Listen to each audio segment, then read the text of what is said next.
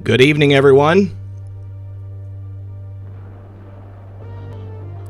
You're listening to Red Pill 78. I am the Corruption Detector, and this is your Red Pill News for Friday Night Livestream.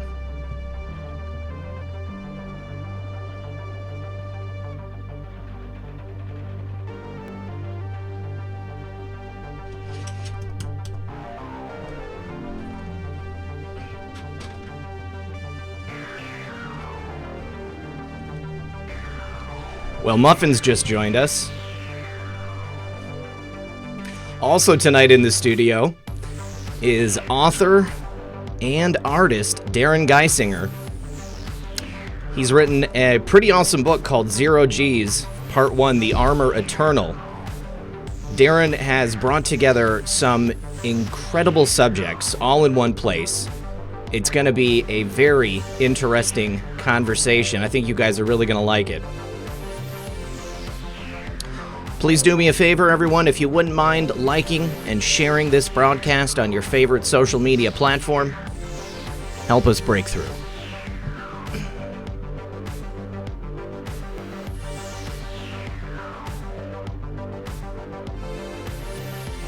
Thank you, Jan Baldinger.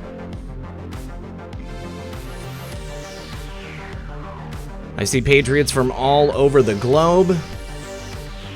Sorry about slow mode, Metalhead, but hopefully there's going to be several thousand people here, and it'll be too hard for my mods to keep track of anything, unless it's in slow mode.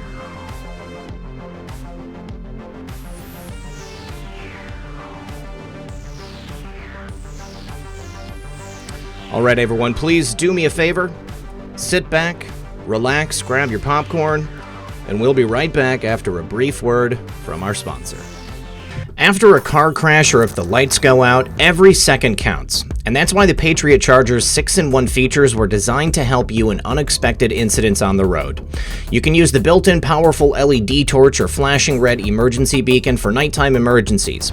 In case you're trapped due to flooding or fire, use the seatbelt cutter and window breaker to free yourself. Patriot Charger is always within reach because it plugs into your car's cigarette lighter outlet and also doubles as a phone charger and portable power bank. Give the gift of peace of mind to your loved ones and take advantage of the 10% off discount with my special code REDPILL10. Click the link below in the description and get the 6-in-1 Patriot Charger while supplies last. With the Patriot Charger, you get an emergency window breaker, emergency seatbelt cutter, flashing emergency beacon, ultra bright LED flashlight, USB car charger, and a 2200 milliamp power bank. Go to patriotcharger.com and use code REDPILL10. And remember, when you support my sponsors, you support this channel. All right, everyone, welcome back. Thank you so much for sticking around. Joining me tonight is my friend, Darrin Geisinger. Darrin, how are you, buddy? I'm good. Thanks for having me on, Red Pill. It is my pleasure to have you here, my friend. So, Darrin, as I said in the intro, you are an author of this book right here, Zero G's, really cool. You're also an artist. I saw that you've done some book covers, look like some comic books too, maybe some graphic novels. Tell us who you are. Tell the audience who you are. Okay, well, yeah, I started off as an illustrator and then I got into advertising, became a marketing manager, a writer, doing a lot of marketing writing, and then I just found a love for writing and tried to combine them all into one place for this book, and it took about 4 years for that, but book 2 is now in the works. It's a quarter done, and the cover's already done, and I just got to finish writing it. So basically, yeah, I wanted to go into the subjects that interest your audience, but there were so many people doing, nonfiction in such great ways, the Derek Gilberts of the world and L.A. Marzulis and Tom Horns, that they didn't need another nonfiction. It looked to me like when I read some of the fictional offerings into the truther genre, they were a little lacking. They seemed to stampede too quickly into the conspiracy theories and not concentrate on a fascinating story enough. So what I did was go away from conspiracy theory, developed a great sci-fi epic story on itself, and then wove in some stuff. So people are reading it, I want them to forget about some of those tantalizing truther subjects and just be taken in by the characters, be interested in where things are going, and then get surprised. And that's the feedback so far. People get surprised. It's like, oh my goodness, there's that. That's how that ties in. So yeah, it's a fictional tale that you can hang on your shelves with some of the best nonfiction truther books that are out there. That's what I hope. I have to agree. I mean, you've woven together just a tapestry of some of the, most talked about subjects, underground bases, cloning, aliens, mech suits, it just goes on and on and on. So, I mean, what is your history like with the truth movement? I mean, have you always been, interested in these things, or did you have another part to play in some fashion? Well, if the people know the name Timothy Alberino out there, he was with Gen 6 Productions and Steve Quayle for a long time. Well, I am from Cleveland, Ohio, so is Timothy Alberino. And so years ago, meeting Tim, he took me down the rabbit hole of basically the Genesis 6 affair. But I always knew that, the fallen angels somehow, 200 Watcher class angels violated where they were at and came in and started messing up things here on earth. And the scriptures talk about that.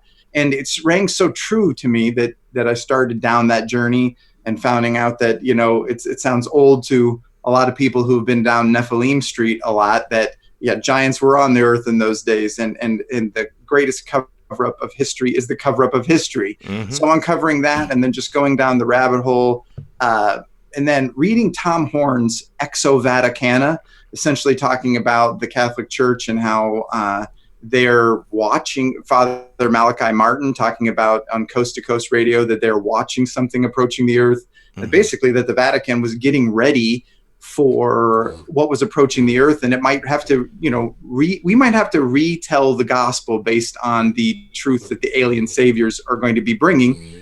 Once I read that, and then also, once I got an excited audience member there already. Oh, muffin. Once, do you want me to go on, or do we need to take a pause here? Second, Darrin. You need to walk the dog. All she needs, if she starts sneezing like this, and then I just have to hold her nose for a second, and then. Oh wait, that was a snort. Yes, it was. That's what she does. She snorts. I'm so sorry. Hold on. Well, listen, while I'm holding her nose, let me just say thank you to Diane Hay and Miss Noah Zark for both joining as members. Red Pills Warhawk says, much love, bro. I love you too, brother. Appreciate it. And Gaffer Anon says, got my foot mouse in the mail today. Thanks for the 100% off link. Foot mouse rocks. Good. I'm glad that that's working out. Hey, right. I'm honored that happened during my interview, Red Pill. My wife will tell you I love snorting dogs, and snoring and snorting dogs have always been kind of funny to me. So she does. I think I can pick it back up. Essentially, reading. Do you want me to go yet here? Yes. I don't know what I should do. Okay. Yeah, I'm so sorry. Yes. Don't apologize. Normally she's with my daughter, but she's already left for the night.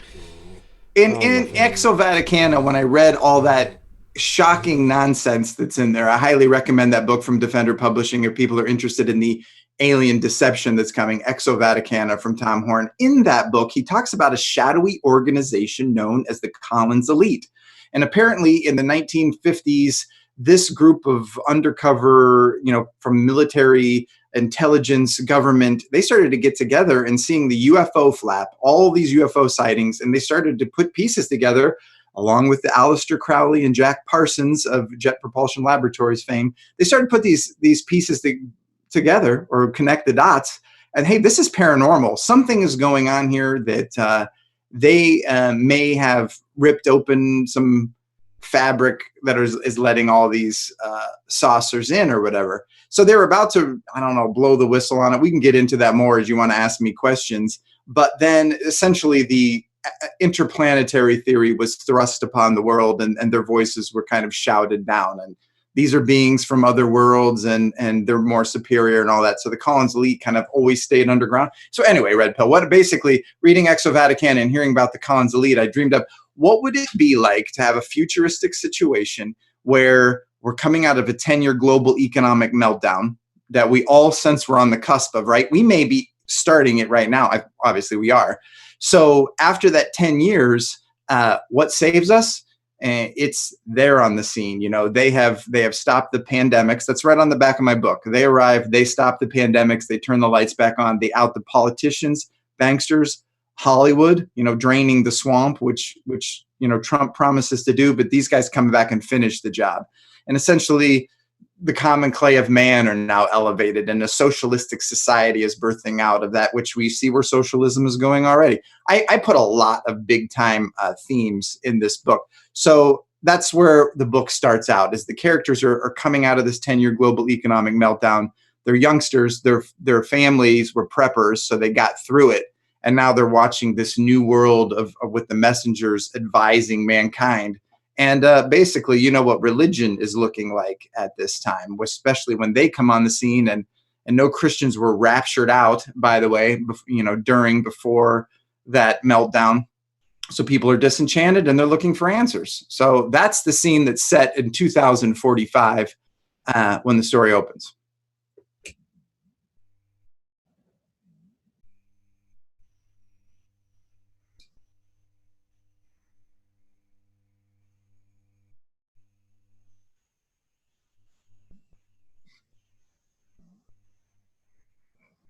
Well, they do. The characters run into Khan's elite halfway through the book, and then that's definitely unfolded.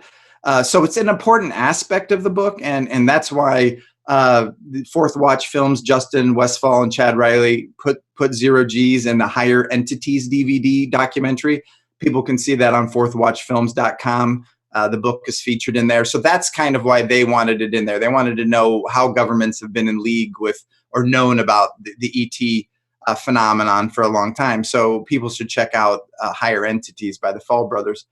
But I guess one of the main reasons that I wrote the book was Timothy Alberino and I have been friends since before he was Timothy Alberino. And so we've been working on kind of our theories of the mark of the beast for, I can't even tell you the years now, probably not that many, but it's not too few either. And I really feel like the mark of the beast is going to be when humanity gives up our pure humanity and loses our authority on planet Earth. And that's what makes us unsavable. And we can unpack that as you want, but I really felt a call to have that a theme of the book. What is the mark of the beast? How do we fall for it?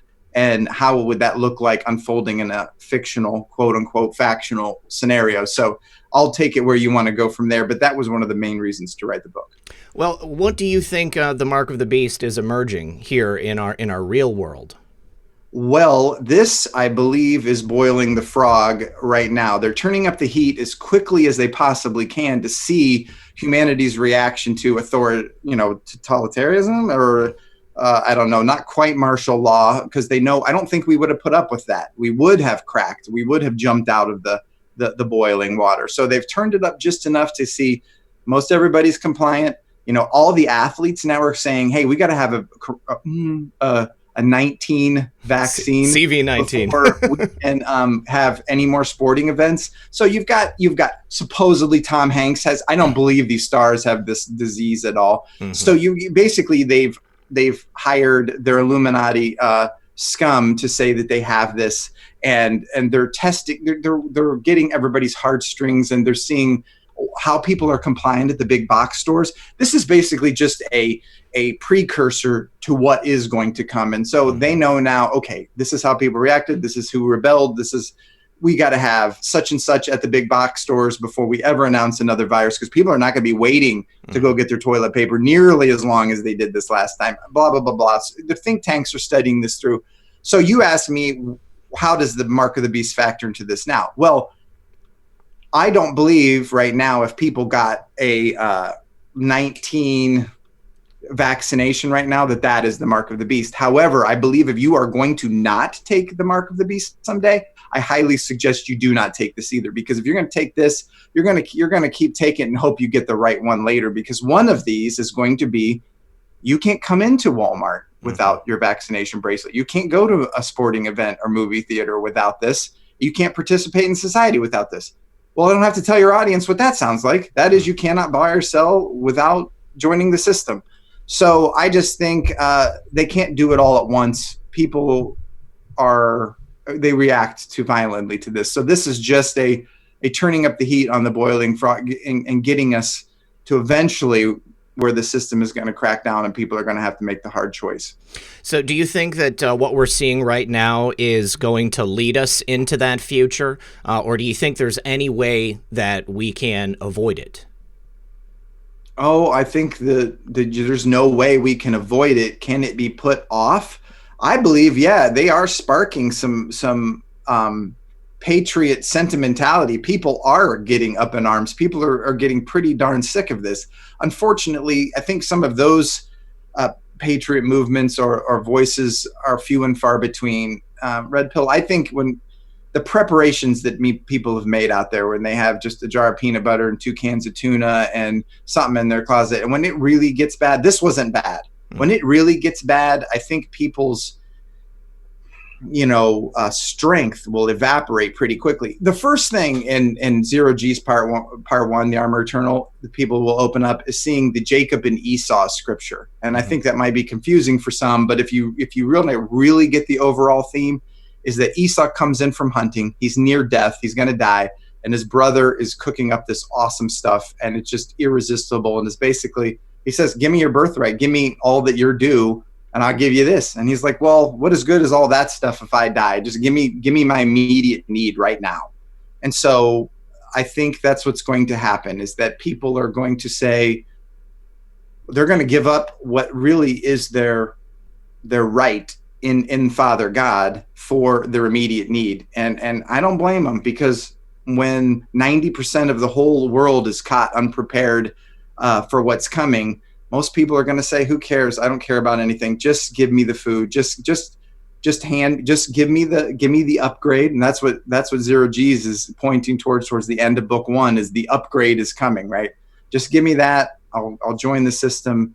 And but I guess we can talk about, well, what does that sacrifice? What are you giving up by signing on? Sure. Yeah. What do you think people are going to be willing to give up? I mean, well, they're going to give up their pure humanity, I think.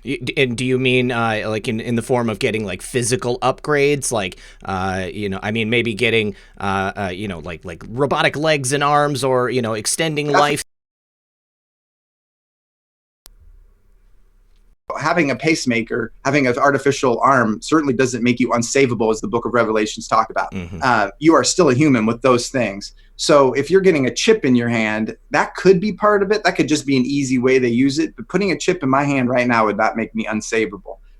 What happened in the Genesis 6 affair, if people want to go back to that and read some of your scriptures, your audience should be familiar with this, so I don't want to beat that horse too much. But all flesh became corrupt. It was not what he had made anymore.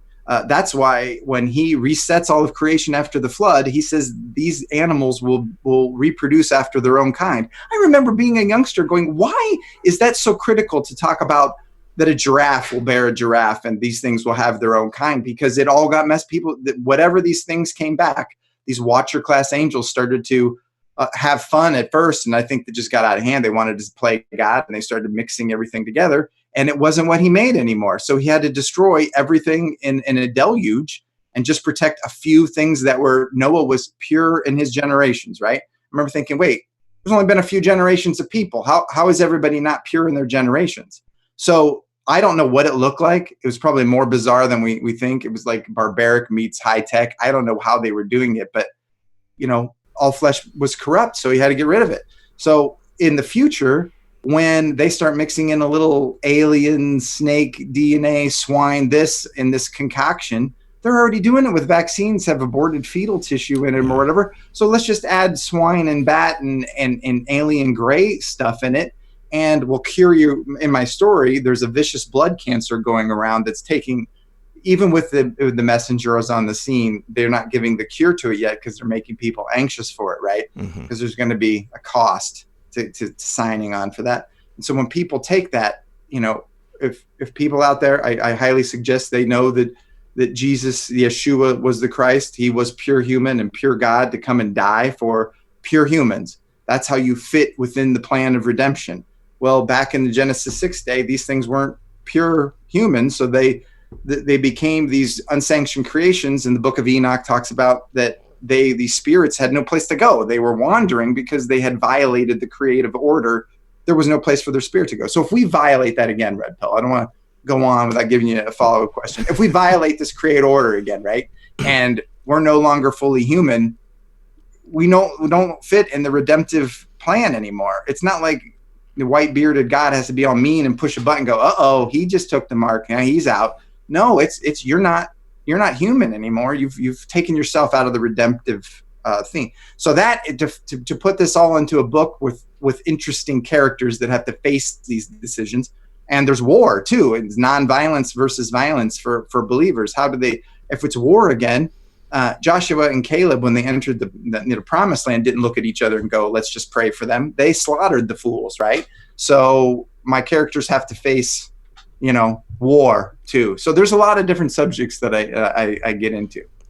Yeah, you definitely did. You wove it all together. What do you think this is going to look like here on Earth? I mean, do you think that people are going to just willingly give up, everything they believe in order to survive? Or do you think that people are going to fight? Do you think that they're going to be perhaps tricked into taking this mark of the beast?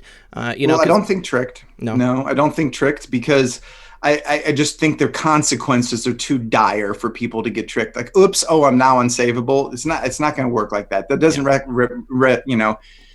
So, except, let me just cover two things, and I'll just say, what is it going to look like? So the book, Zero Jesus, is a lot about gravity. So that when the messengers arrive on the scene, we have fading gravity. We don't know. That's another dire need. What's going on with our gravity? We're dying. We're coming out of the apocalypse, basically. That, I will give a hint to the readers, is about lying signs and wonders. That's what the gravity thing is. And the mecha suits, basically, they do not talk.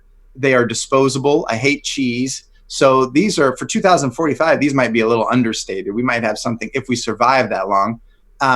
So essentially why I mentioned those, I don't know that the gravity thing is ever going to happen. It was a cool fictional thing. And the mecha suits, I'm not sure we're ever going to make it that far. Other than that, I think basically everything in my book is actually going to come true. What is it going to look like? Are people going to see in my book, where I'm going with it is that if this upgrade saves you from this vicious blood cancer, it makes you more powerful and smart than everybody else. And it helps you live a lot longer life. Do the elites or people taking that really want the old time religious nutcases out there getting this upgrade? Would they want them to, or would they want them out of the gene pool as soon as possible? I would imagine, yeah. Right. So as this starts to unfold, you're going to see the hatred of abstainers grow and grow and grow. At first, it's going to be just disdain. And then you're basically a threat to the gene pool if you're not going to take the vaccinations or upgrades, because we can't have you mixing with us. If we're going to humanity 2.0, you exist, you can mess up where we're going, right? And now you're a threat. And so until it basically, the way the mark of the beast is going to play out in Zero G's is, don't you dare give these reactionaries, as I call them in the book, this upgrade, this mark, because essentially you're giving them 500-year lifespans and good health and the way that basically where the creator was meant for us to be all along. We need reset. So essentially they're almost going to not want people to take it, right? Sure. That they want. So again, that's far from tricking people into it, holding some Christian down and saying, yeah, I'm going to give him this. It's almost like that. There's progressives and there's reactionaries, and the reactionaries must be eliminated if we're going to ascend to the stars, apotheosis and all that nonsense. So that's what, I don't know. I hope that answer wasn't too long. No, that was good. There's a lot to unpack, but I like it. I need to say thank you to LJ Smile. Would you consider having Freedom Force on, please? Yes, Melissa at Freedom Force. I do need to contact her, and it'll be this next month. Pure Texan says, your dog is awesome. I miss my blue healer. Thanks to you all and all of your guests for engaging us every day. Your dedication is phenomenal and appreciated. Thank you very much, Pure Texan. It is a grind, but it's what I'm called to do. Casey Anon says, have you read the Michael Heiser books, The Facade, The Portent, and The Unseen Realm? These first two are sci-fi, and the last one is research. I haven't. Have you ever read Michael Heiser? I have. They're excellent. I recommend those from Defender. Yeah, I think it's very, very good. I read his and L.A. Marzulli's fictional series and a few others, and 1 Second After, I think that's what it's called. Have you read that one about the EMP pulse? No. That's another good one. Yeah, I did some research before I dove into this, and mine actually goes almost away from all the conspiracy theories even further, especially for the first quarter of the book. As I mentioned before, I did not want to feel like I was using that as a vehicle to stampede to all that. So if you can't come up with great characters and a great story, don't write fiction. So if people start reading mine, I'm like, when's he going to get to the alien stuff? Just I need to build the characters first. And I've got great feedback. Women like this book. It looks like man cave fodder a little bit by the cover and the subject matter, but I go into relationships, not just, male and female, but friends and family and a lot, because I wanted everybody to enjoy it. So almost women have liked it just as much as men, if not more. Well, that's a sign of that you're doing a good job. Jason Dunn says, always felt that any human merge with tech may be the mark of the beast. If it's a chip in the hand, nanotech, or something even more extreme like Elon's Neuralink. I think Elon's Neuralink is one of the things that are probably going to push us over the edge there. And, to your point, that the regular people, the people with faith, they obviously would not be given the opportunity to do this. I mean, the elites, take a look at the Georgia Guidestones. They want to reduce humanity to something like 500,000 people, and then they can go ahead and keep the world for themselves and whatever earthly delights they want to engage in. Do you think that the Earth has much time, or do you think that this future, this post-apocalyptic world with people that have been completely changed, do you think it's coming soon, or do you think this is something that'll be happening hundreds of years down the line? That's what's crazy. I always thought people writing fiction books never put it far enough in the future. This time I may have gone too far, because since I wrote the book, so much is happening. I put on the back of the book, they save us from pandemics, and we are in a pandemic. Would I have predicted that by 2020 we'd have been in a pandemic? No, I would not have.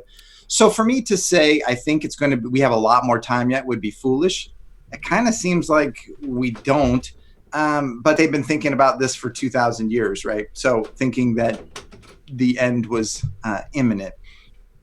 I think that we're starting the birth pains right now. But as Christ said, the end will not come immediately. Once these birth pains come right now. And this C-19 thing is a perfect warning shot across the bow for everybody. I don't know how many people are going to seriously take a look at their lives and go, okay, if we couldn't go to the box stores anymore and we couldn't do this and that and go to the doctors anymore, what do we have to do? So my family, as I mentioned before the interview, 2.5 years ago, we moved onto a 50-acre homestead. Mm-hmm. And, we've got Jacob sheep and cows and garden. And I try to juggle graphic design and writing along with a farm. Oh my God, so many. You should see just what a half an hour period of my life sometimes looks like between doing stuff for Steve Quayle and running out and taking care of some sheep or something. But I don't doubt. I call it an escape hatch to freedom. And you said, what's it going to look like? I think people need to have an escape hatch to freedom. If you want to say no to the FEMA trucks coming by to pick you up for your free inoculation and handouts, you better start yesterday.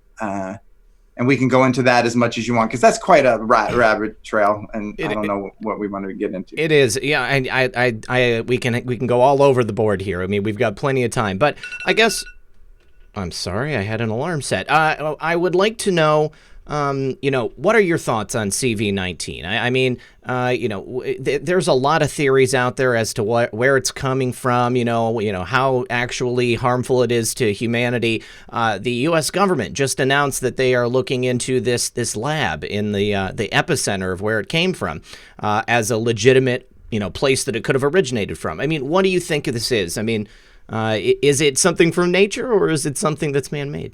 I think it's mostly blown out of proportion to boil the frog turn up the heat on that boiling frog as much as they can, test, get the information. Now, of course, the lower think tanks don't think this is nefarious. They're just trying to get us ready for crisis and make sure that everybody's taken care of and humanity is all good. But I believe the upper echelons know this is a test. It's only a little bit more deadly than the flu.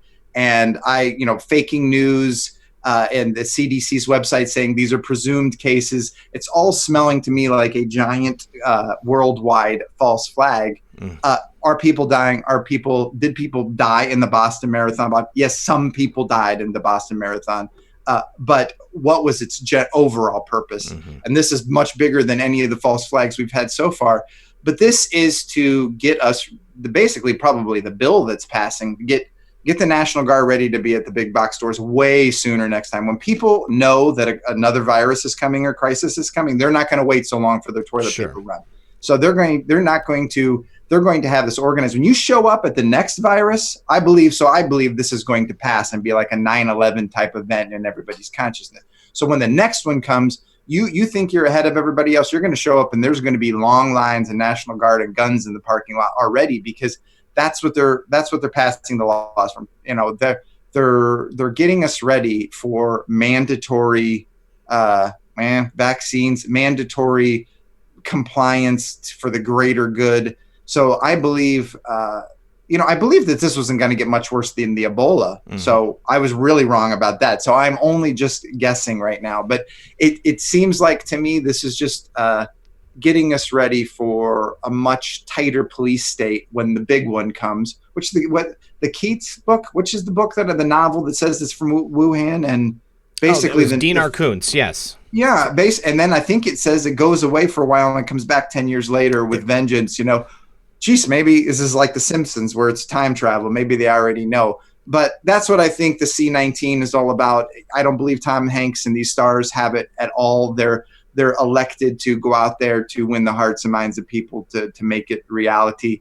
I'm sorry if someone's actually been harmed, if you had a pre-existing condition and this has really hit home, because I don't want to trample on somebody's actual tragedy, mm-hmm. but I really do think this is a giant excuse to put in an Orwellian society as quickly as we'll stand it. Any harder than this, Red Pill, any harder pushing than what they've done, I believe we would have revolted. There have been mass revolts going on, and they know what they're doing.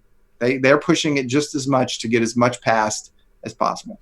Well, yeah, I mean, there are some states that we're seeing people pushing back against governors and their draconian stay-in-place orders. In places like Michigan, you can't fish, you can canoe, but you can't boat, you can't sail. It seems very arbitrary, the things that they're locking down. You can't do home improvements either. You can't lay tile, you can't lay carpet, but you can buy, all manner of other things, and you can get, some ridiculous health care, but you can't have elective surgeries. So bizarre, huh? It is, but yeah, it's very, very bizarre. So I tend to think, this is just my opinion, I think that the situation we find ourselves in is clearly orchestrated. There is a plan behind it. But I think I have a sunnier disposition in terms of what President Trump is doing and what's taking place. We were talking before the show, and I let you know I'm a big supporter of the president, and people don't need to be a supporter of the president to come on my show. I'd like to have conversations if we have differing opinions. But in my mind, I see everything that's taken place since President Trump came into office, and I see tremendous progress. I mean, how do you feel about the timeline of events since President Trump came in, considering what would have been if the alternative would have happened? What would have been? Oh my goodness! I think that there would have been. They had done the gut grab already, because I think people would have seriously just said, "That's not my president," or that whatever that thing is in there. And maybe that's, I'm sorry, Red Pill, I don't believe that politics is uncorrect. I believe that they decided that Trump was going to be the president. They saw the absolute backlash of the Patriots, and it was better off to just, I don't know. I don't trust it. Look, if an angel appeared right here before me and said, look, elections are legit, people still get elected, it's all fair, I wouldn't be surprised. Okay. But at this point, where I'm saying is to say that Trump is awesome compared to the alternative is a huge understatement. Mm-hmm. My goodness. And I love how he puts these reporters in their place during the press conferences. I mean, I don't pay attention to politics, but nothing brings me more joy than when he just says, "You're a bad reporter," because everybody wants to say that, right? But he's allowed. So now, great. The QAnon thing, saying he's about to really get rid of the cabal and drain the swamp and all this stuff, we're all hopeful, right? Mm-hmm. I've been down too many rabbit holes to trust that. And I'm looking at my calendar here at April 17th. I believe I heard from some reliable sources that all this was going to go down by April 15th. The cabal was going to be undone and we were going to drain the swamp. So we're already 2 days past that. I think he's doing as much good as he possibly can without getting his head shot off. Mm-hmm. So I don't know how that works. What have I felt like has been in place? I believe he brought lots of prosperity as far as economics. I believe he's a smart guy and he's at the helm, and he's certainly better than what was in here before or what could have been. I believe he'll get reelected. I cannot understand how the left with women and minorities, and all of their candidates ended up picking Joe Biden and Bernie Sanders. that doesn't. Are they ashamed of? I don't know any left people. I don't talk to left people. So I want to say, are you ashamed of what transpired there? So what do I think of this? Is that I couldn't imagine. I just think that now Trump has made politics even more of a circus show because he's a celebrity. He's a personality larger than life. So what are we getting next? Is it President Winfrey? Because sure hope not. His past didn't stop him. Who his wife is didn't stop him from getting elected. So Winfrey, even with the Harvey Weinstein stuff, everybody knows she was just giving him girls, right? Sure. So even people who vote for her eventually, do you know he was giving Harvey Weinstein girls? Yeah, but she'll, not Trump. Whatever. Yeah. So anyway, I just think that he has just set the bar even higher on, we have to have something unique. There can't be a Michael Pence president now, right? Michael Pence is what this reliable. Can we have that after Trump now? No. And Hillary Clinton and Barack and Michael Obama. I mean, now it's going to have to be President Winfrey, or I'm not sure. I don't know what I could postulate more on the craziness. So where and who is the candidate that they're going to have in place when they do implode this? Because as Zero G says, they're coming out of a 10-year global economic meltdown where we lost half the population. Mm-hmm. I do believe they're going to, they bought all those hollow tip rounds. They bought all those coffins. They have this rapid deployment barbed wire to seal off cities in 10 minutes. So at some point, when people haven't prepared and they pull that bottom card out of the house of cards, whose presidential term is that coming in when the Georgia Guidestones do decide to come true? Okay, we've milked the useless eaters as much as we can. Let's pull the plug on this thing and depopulate and raise our one world neo-socialistic government out of those ashes, which again is a big theme of Zero G's. Absolutely. Okay, let me just say thank you to Jason Dunn. Thank you again. Warwolf says, love your show, Red Pill. Fantasticest as always. God bless. Son of a Green Card says, I have not yet read the book, but my dad recommended reading The Oracle by Jonathan Cahn. Do you have any thoughts on that? I do not follow Jonathan Cahn. Okay. Nope, not at all. EO2 Dave says, the flu killed 34,000 people last year in the U.S. None of you were afraid because the media didn't tell you to be. Gaffer Anon says, our favorite Anon is dropping. I guess Q must know that I'm on the air. So we'll just pull that up in just a second. We can see what the theme is. Let's see. Kara McDougall says, ex-military here. Q, is that Q letting us know exactly who is? Okay. Yeah, I'll explain that in a second. And then Casey Anon says, it is April 17th, 2020 at 2:37 Zulu. Okay, I guess it's Zulu time. Is that a thing? I don't know. But okay, are you aware that there are over 160,000 sealed indictments in the United States at this moment that are just waiting to be deployed? Well, this is the big swamp drain, and we spoke a little about this before the interview. In my book, when the messengers come back, and you people can see this in the description, they turn the lights back on, they stop the pandemics. I wrote that before, obviously, before this ever came out. Mm-hmm. But they also throw the Illuminati under the bus. And what was causing the depopulation and the pandemics and all this was essentially our elites in league with nefarious ET, quote unquote, entities, were basically fomenting depopulation and in anticipation of a ruling society, the utopia, the rise of Atlantis and all that nonsense. Mm-hmm. So the messengers win the hearts and minds of everybody by outing the Illuminati. There is no more politicians. Some of the quotes that I do is basically by an author who says the death of Hollywood. It all goes. So if people are fascinated by what that would look like in this socialistic society where everybody's share alike, well, that means the Brad Pitts and the Tom Hanks and the mayors of New York, all those things have to go to get us back to the common clay of man, talking with our ET, saviors to now rise from what we are, right, and to reset our genetics. So these indictments. So I have envisioned at some point all of that going away. Mm-hmm. So the Corys, documentary that came out, it's like, oh, is this it? Are we going to get names here? Is this going to be the unveiling? We know how that went. Mm-hmm. So I kind of think Corey Feldman is some form of controlled opposition. I mean, he keeps people busy, but then he doesn't ever disclose anything. So if we are talking, if Joe Sixpack is talking around the water cooler about Tom Hanks, Kevin Spacey being up on child rape charges, and they're already in jail, like literally we can see them in jail, right? I mean, Hillary can't suicide all of them, right? Especially if she's in jail too. Sure. So if that's happening, then part of my predictions in the story are already coming true. What do you think? Is it coming soon? Ever coming? Well, I think that there's a timeline that would have to be before the election in November. I think that President Trump's base, many of them are like me, and probably, like you, even though you said that you're not, involved politically, but people who are waiting for this to come to fruition. I mean, we need to see some action taken. The United States has devolved into a den of corruption at this point. Nobody trusts it. Everybody knows that the system is rigged.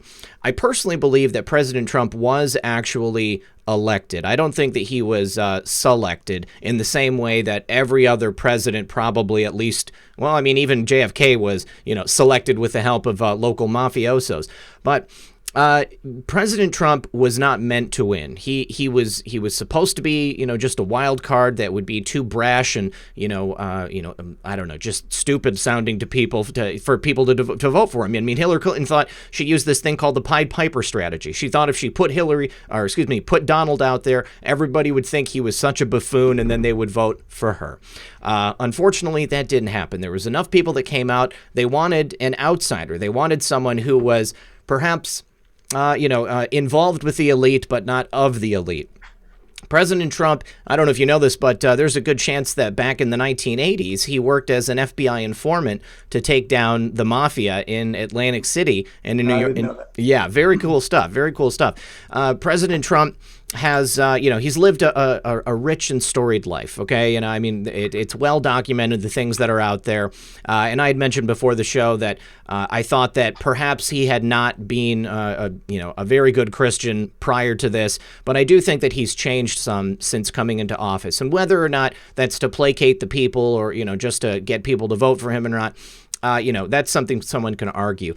But the thing that I do know is that President Trump did not need to be president. He's lost a lot of money, hundreds of millions, if not billions of dollars since coming into office. The first president in history, I think we can point to and say they have not enriched themselves since getting this job. Also not taking a salary, also putting himself and his family in harm's way. We were talking about, why is he still alive? Well, it's not for lack of trying. I mean, they have gone after him on a number of occasions. I believe it's over 10 different times that someone tried to take his life, but it's just not widely publicized because I'm sure that, they don't want to give him ammo. They don't want to give them the idea that maybe he's weak.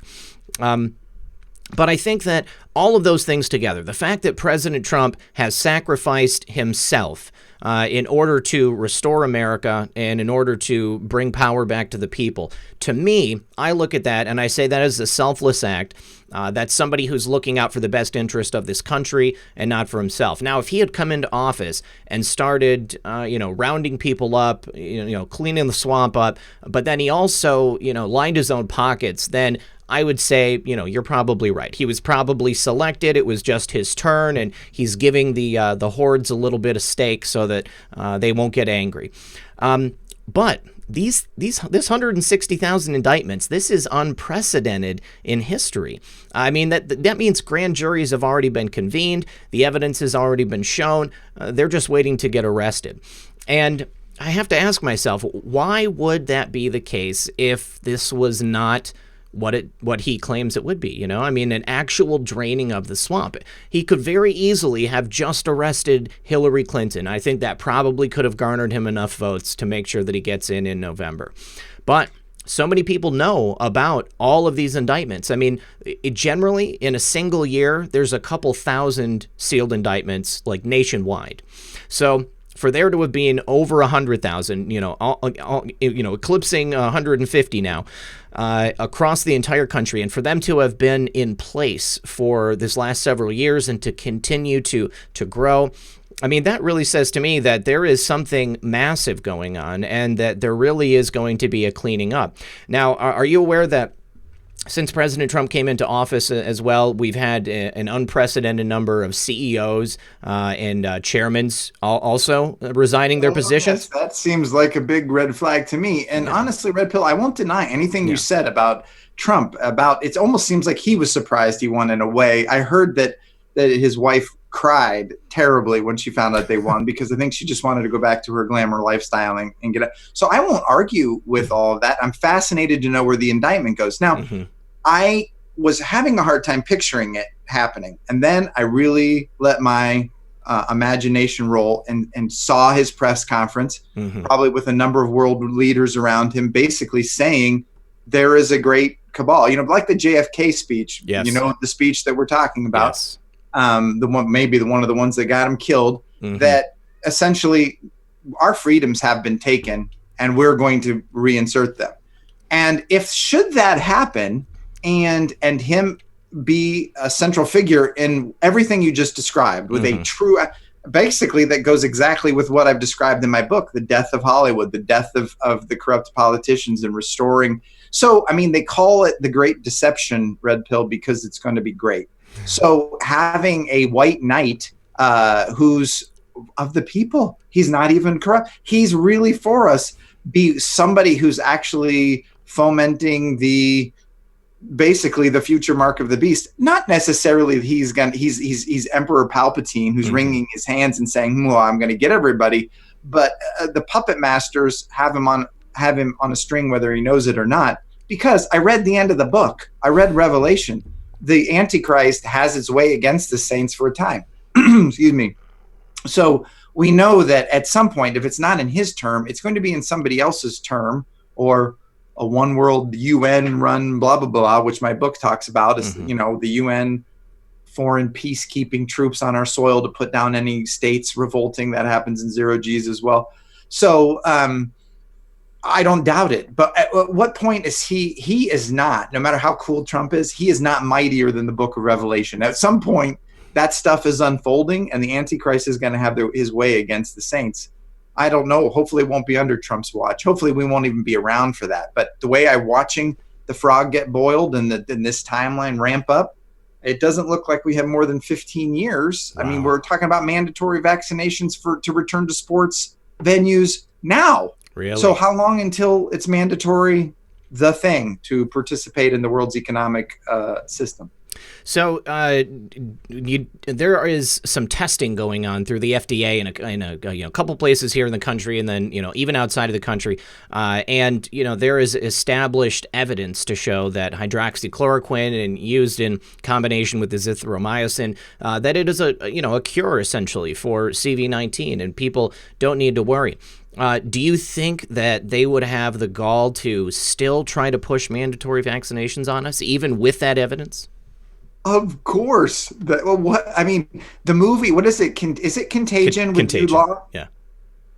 I think I wasn't down enough rabbit holes when I watched it the first time, because I literally believed that the Jude Law character who was calling out that this virus can be cured with a natural cure was going to be the savior at the end.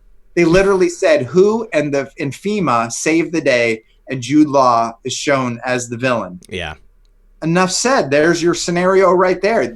It's like WHO and FEMA got together to produce that movie. They must be in the credits of that, because that's what's going to roll out. And unfortunately, I do not have faith in my fellow man anymore to believe that they won't fall for that. It's the word says that if it were possible, even the elect are going to be duped by what's coming. So certainly, the lemmings are going to go off the cliff, Red Pill, unfortunately.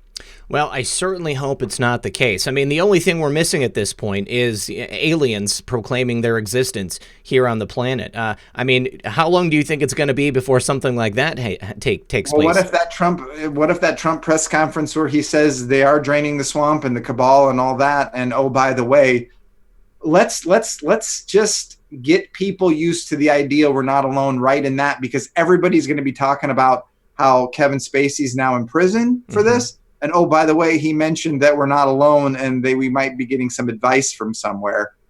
That could really cushion the blow, instead of we're in peace and prosperity, and all of a sudden they're out there, and now everybody's only talking about that and obsessing about that, and psychological problems are happening. Perhaps they're going to mix that in with everything, and they'll let several years go by.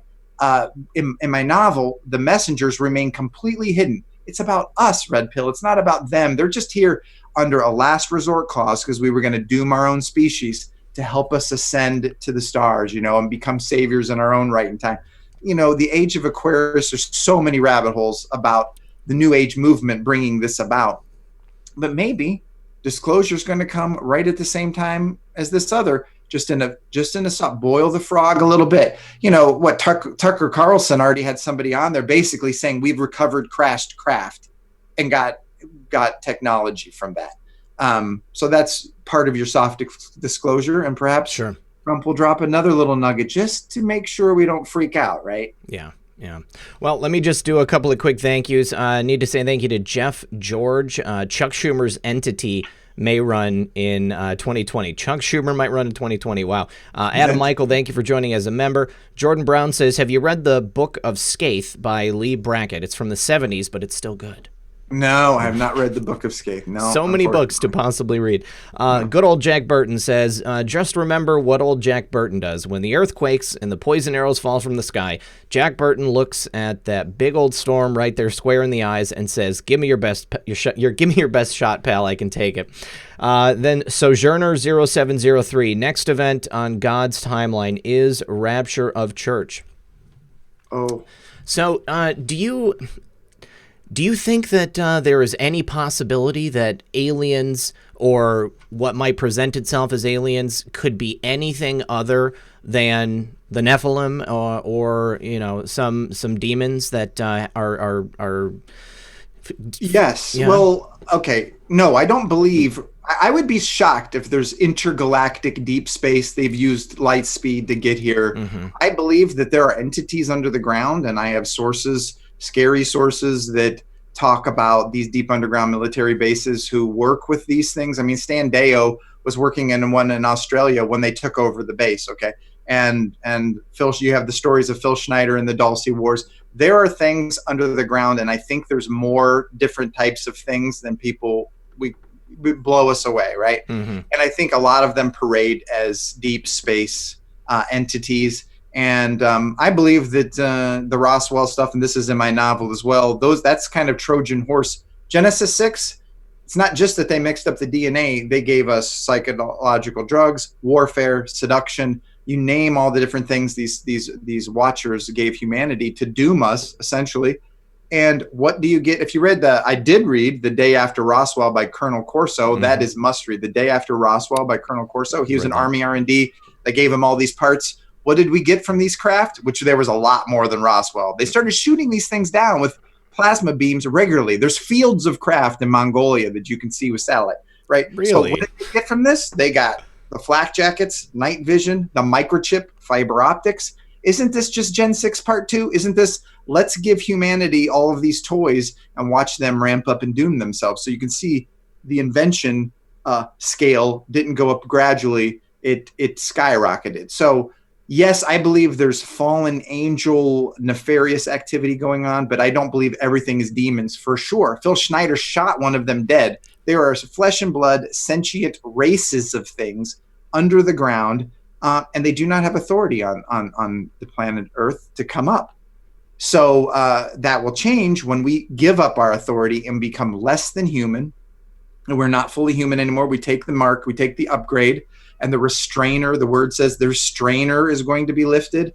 So, and then also in Revelation, the ground breaks open and the beast from the bottomless pit is opened up and great clouds of smoke go everywhere, and men's hearts fail them for what they see coming up onto the earth. So no, I do not believe in the reticulum constellation and being superior beings studying us and all that. I believe there's a lot of deception going on, and most of it is from terrestrial, sentient, flesh and blood things under the ground.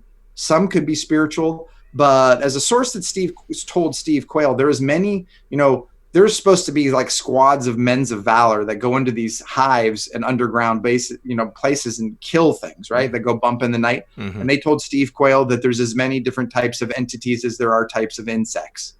Wow. This is what I want to talk about next, because I've never heard any of that before. But let me just say, we're about to start the call-in portion of the program. That's going to be in just a couple minutes. So I just want to remind everybody that if you want to call in and speak to Darrin, if you've got questions for him, if you want to get into some of these other more esoteric topics, we're going to do that, because this stuff is really exciting to me, and especially having some firsthand stories. Where is it? Okay, I'm going to add the Zoom information onto the screen, and what you guys need to do is have Zoom installed on your phone or on your computer, or if you don't have the ability to do that, there will be a 1-800 phone number, or at least it's a toll-free phone number that you can call. And just remember that if you do sign in on your computer or on your phone and you don't want your real name to be shown, you're going to need to make yourself a pseudonym. And if you call in on your phone just through the regular phone number, make sure that you dial *67, because otherwise your phone number is going to come up on the screen and there's nothing I can do to stop it. So I don't want anybody to get doxxed and feel bad about it. All right, so let's talk about the idea that there are as many beings or entities on the earth as there are insects. I mean, it's a fascinating idea, and if these things are some type of I guess animal, for lack of a better word. I mean, since they're here on Earth. I mean, what are they? And do you think that these entities that are living underground, like Phil Schneider was interacting with, they seem to have advanced technology? So I mean, do you think that most of them, or is it only a few of them that have the intelligence to do something like that, or are they more insect-like? I think a lot of them are very primitive, and war with each other. Boy, where do I start with this? In my book, Zero G's, what Phil shot is a sort of a theme. I call them the vril, the tall grays. The short grays are manufactured drones using human and their DNA to make robotic, mostly non-functioning things that make it look like there's those things at Roswell were just splayed out there to look like something else. They had vertical lines, manufacturing lines on them. But what Phil shot was a race. Some people, they go by many names, and they are in the novel. But I believe that there are giant bird-like things, there are giant rat-like things, and some of this stuff makes into the novel. I can't give away too much. Sure, but of course. These things are at war with each other, actually. They hate us in some way that they can't hardly describe, but they, and a lot of them eat us. If you really want me to get to rubber meets the road and not be some misty about my ideas, I'm sorry to say it. These deals with the Tibetan monks. Hitler tracked down the Tibetan monks, right? He, the movies about him tracking down all sorts of manners of artifacts all around the world to get to the bottom of things is true. Only it's much more bizarre than people think. He knew the Tibetan monks had catacombs going all the way into the earth and had long been making deals with these things, trading children, who knows, for whatever. I do think that there was high technology before the flood in a few races, like the legends of Atlantis and Lemuria. And some of those beings may have escaped off-world or underworld before the flood struck. Because the scriptures say the flood destroyed everything that God had made. So these things he did not make. And that's where we get the Nordics or the Pleiadians, what Admiral Byrd ran into under the Antarctic. So there are sophisticated races that, who knows, the Nazis in New Schwabenland ran into and started making a whole new race with. So, but I think a lot of it is very primitive. I think there's many different species. I mean, if you find one lizard of something, how many different varieties does that lizard have that are all over the world? I know that the Illuminati have tried to make anything with the word reptilian in it seem ridiculous.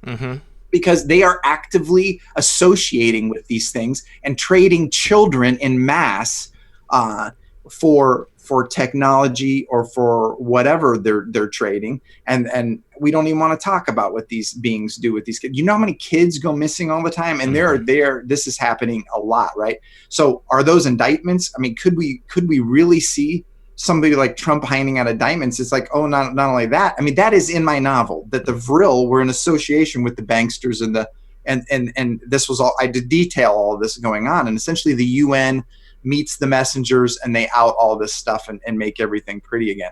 So I think some of these things are ancient. Like the legend of the Vril is that their ancestors worshiped Lucifer before Adam and Eve, long before that. And perhaps, I'll dangle this, perhaps something like that is the seed of the serpent, right? They used to worship Lucifer before he fell, and those are his offspring or his children, and that's what's under the ground, biting our heel, right? As we step on their head because they are under us, and they will breathe the dust because they no longer function on the surface. They have to be below until something changes our terraforms and they're allowed up onto the surface. This is fantastic stuff. I don't know what of it's going to come true. I can rely on the scriptures, right? And that gives some points that some type of hybrid creature with a woman's face and hair and tail and stuff actually literally comes out of the earth and tortures men at some point.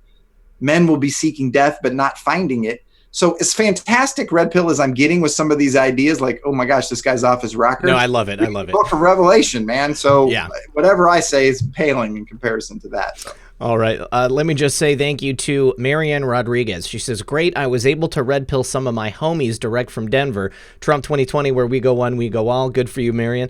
Russell Wade Waldschmidt says, holy crap, this guy is talking about all the people I listen to. Has he talked about David Wilcock yet? We haven't talked about David Wilcock, but David Wilcock, I think he's famous for the Blue Avians. I mean, Corey good, but I mean, David and Corey are associated with each other. SR Moondog says, if you believe in Q, truth and transparency is the only way forward. Leading with my source tells me to say this and not that is in line with, wait a second. My source tells me to say this and that is not in line with the movement. Your responsibility should be to say no. And I'm sorry, I don't know if you're talking to me, SR Moondog, or you're talking to Darrin.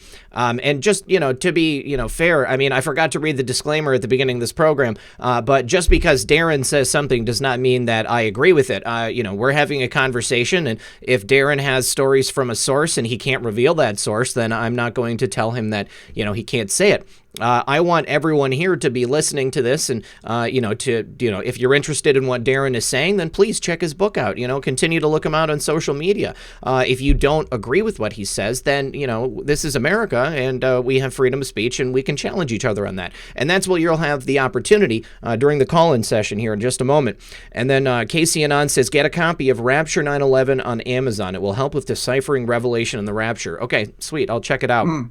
Well, we've got about 10 people waiting to speak with us on the phone, Darrin. So I'm going to bring in. I wanted to finish up with one more thing. Please. I believe that, and I detail this in the book a little bit, that why the Nazis got so much technology by the end of the war is a little veiled with the Vril society, what that meant, and how they got almost anti-gravity, the Nazi bell, by the end of the war, is because they did run into some of these primitive things who didn't have a strong desire for that technology themselves, this race, but were glad to take him to different places underground and show him, well, here's a buried thing right there. There's a buried thing. All you have to do is reverse engineer that.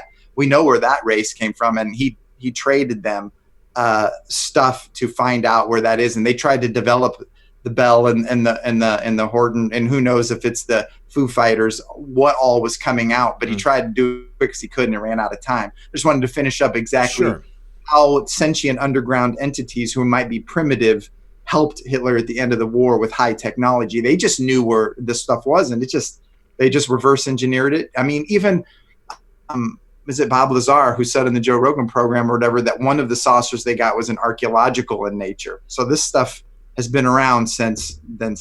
Okay, callers. Sorry, all right. I just wanted to get that in. Fascinating. Thank you for all of that. Let's see. Dana Finkler is a good friend of the program. He's coming in first.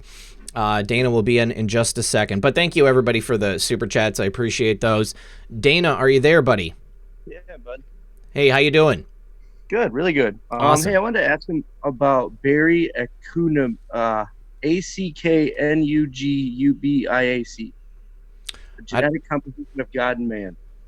Say that one more time and spell it for me so I can write it down. Berry, Berri, ACK. Are these two words?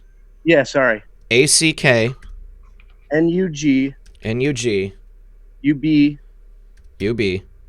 IAC. IAC. The genetic composition of God and man. It's just like a super soldier type thing? No, this guy's from Egypt. He's got a book that this guy told me to check out, and it's everything you're talking about tonight, man. Oh, I will check it out, because super soldiers is part of that, and my characters in the book, of course, are believers, but then they try to say, hey, wait, what's piloting? And people will find in the middle of my novel, I actually put a small illustrated section in there. There's 20 pages in a 416-page novel, where the main character is a journalist and a sketch artist. So he sketches some of the high technology or whatever, just so people can kind of get a little of that Star Wars, because, well, I won't go into that, but they can actually see some of the mechanisms that are used in there. But the question is, do super soldiers pilot these things? And if they're not fully human anymore, is that essentially what Joshua and Caleb had to do in the land of Canaan, that they could go in and wipe out these? See, a lot of people use that as an excuse not to become a Christian or a believer. What God would send the Israelites into this land to kill every living thing? People have no idea. It's a God who loved us so much that these things were going to try to doom our race all over again, like before the flood, and he was sending them in to eradicate the corruption of all flesh again. So the characters have to deal with this. Like, are we the new Joshua and Caleb? Like, is this war? Are we past a turn the other cheek type moment? And now it's so the super soldiers come into that. That's what they think they might be battling. And how does that work for believers? Can we kill them now with a clear conscience? Well, Dana, I can't find anything on that author, but I'm definitely going to continue to search. I was told by the guy, I just ran into this guy and he started talking about it, and he said his books may be banned. They've been studying the new international version of the Bible and Revelations, and it's a lot that comes out of that, I guess. So. Okay. All right. Well, I appreciate it, Dana. Yeah, have a good night, guys. You too, buddy. Thanks for calling. Yep, bye. All right, good stuff. Okay, so and let's just let me ask you this: when you said that you have sources who worked directly, apparently with some type of underground entities, are these people that you know and that you can verify the veracity of their claims? Well, no, verify. No, Stan Deo didn't work directly with the entities, but he was at a meeting where two of the higher ups, basically, he heard them look at each other and say, they've taken everybody out, and everybody literally had to get out. So everybody in that base that was working had to leave the country, and that's why Stan Deo is not in Australia anymore.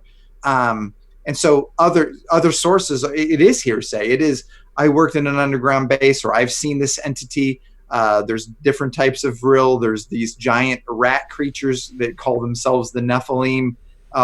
There are giant bird-like things. In fact, some sources say that the Dark Crystal movie, there's a reason why that guy was cancered, just like some of the other dangerous people they have to cancer out, that the Dark Crystal was basically him ratting. I didn't see the new one, but the original one, if people watch that again, that the giant rat things and the giant bird things are at war, and that song that the rat things make, that's to deafen the bird things underground. And they squeeze a Muppet adrenochrome out of the Muppet and drink it to stay young in there. Yeah. What is this, a movie for kids? What is this? It's the most disturbing thing I saw as a youngster. Yeah. That some people believe that what was his name? It starts with an H. What is the guy that invented the Muppets? He made the Jim Henson. Jim Henson. Yeah. So essentially he was, probably a billionaire with all he did. He saw it all, and that was his code to tell the world. That's just one source is basically saying. And when you cross-reference this and you go over to the island of, what is it, Moldavia or something, where there's underground catacombs over there, and there's an article from mid-last century that talks about 150 school teachers and students going missing in those catacombs, and they could hear the screams for a couple weeks, people searching for them saw a parade of giant creatures that had long snouts and wiry gray hair hanging on either side of that. I was like, well, that's the thing that this other source said, that it's the giant rat creatures, just like Jim Henson said, just like this other guy say existed. So I'm just piecing together these sources to say this guy doesn't know this guy who doesn't know this guy, but they're all describing the same thing. And so I have not verified this one myself, but I do believe that Phil Schneider was telling the truth, and a few other trusted sources. And when he says that he shot this thing dead, I believe that that's what he's talking about. Wow. Okay. Awesome. Beardley, are you there? Yeah. Can you hear me? I can hear you just fine, sir. How are you tonight? I'm great. How are you guys doing? Good. Good. Yeah. What's your question for Darrin? Well, you're talking about just now. Actually, I have a different question. So, you guys know the military has been somewhat recently kind of acknowledging that they do spot UFOs, and specifically have talked about a UFO or a craft, whatever you want to call it, that like churns up. It comes out of the ocean, and they show up around like nuclear ships, nuclear submarines and aircraft carriers and such. It's very similar to what Bill Cooper described, actually, if you recall his description. Yes, I read "Behold the Pale Horse." Yes, right. Yeah. So, what is it? Are they? Is that the creatures that they say come from underground, or is that? Well, I postulate that in my book that it's some type of Atlantean escapee that got off-world or underworld before the flood struck or something. And we wonder how the giants came back after the flood and Goliath, and obviously they were much less tall. The genetics had been watered down. We know that there's some 36-foot tall skeletons were found in France. So that's pre-flood, and whatever Goliath was when it was not that big. So they're a less tall variety, over the generations. And I wouldn't go be burnt to the stake at this, but the Nordics and the Pleiadians or whatever are coming from somewhere, and I believe that they're some type of escapee from those high, civilizations, and that's probably what introduced DNA back into the world after the flood. And that's probably what flies out of the ocean, and that's what Bill Cooper saw. That's pretty interesting. So you don't think they are the like reptilian creatures? Those come from like actual they come up out of like terrestrial areas, not the ocean. I do believe that they come out of those things come out of terrestrial areas, and some of them are not interested in craft at all and are very, very primitive. I think. I mean, I haven't seen this. We're all just guessing here, but I just know that from what I've heard that they eat people and hate people, and we are very special as part of creation, and they don't like us, and they want to undo us, and can't wait for the moment where they're allowed to have at us. That's what I hear. That is absolutely fascinating. And the Bill, what are the Pleiadians? What are these Nordics, the tall whites, and all those different varieties? To me, it just seems like. Is society going to make it long enough for that type of disclosure to even happen? But that's what my book's all about. We did make it to this, the population is cut in half, and now these things are advising us, and it's going to be the final great deception. It's the final bite of the apple. You surely will not die here. We're going to help you, and that's what the characters have to weigh of, who's signing on and what that society is going to look like. Wow. All right. If you just heard that noise, that was my chair creaking. I did not fart. I did not hear it, Beardley. You're good. You're good. Now we did. If I farted, I'd tell you. Trust me. If anybody's watching this on a replay, go back. All right. Well, that was my question. The last thing I want to say is, Red Pill Dude, you're killing it. You're living Bill Cooper's dream. You started your own TV show, dude. You're right. Basically your own TV network. Like, seriously, you're doing exactly what he said. He's like, start your own radio station. And you're a sheep. to be compared to Bill Cooper, it's incredible. I appreciate that. Dude, it's an apt comparison. The only thing I would say is pay your taxes, because that's how they got Billy. Don't worry. I definitely pay my taxes, yeah. All right, Beardley. Thanks, buddy. I appreciate the call. Yeah, God bless. And where we go one, we go all. Absolutely. God bless you, brother. We'll see ya.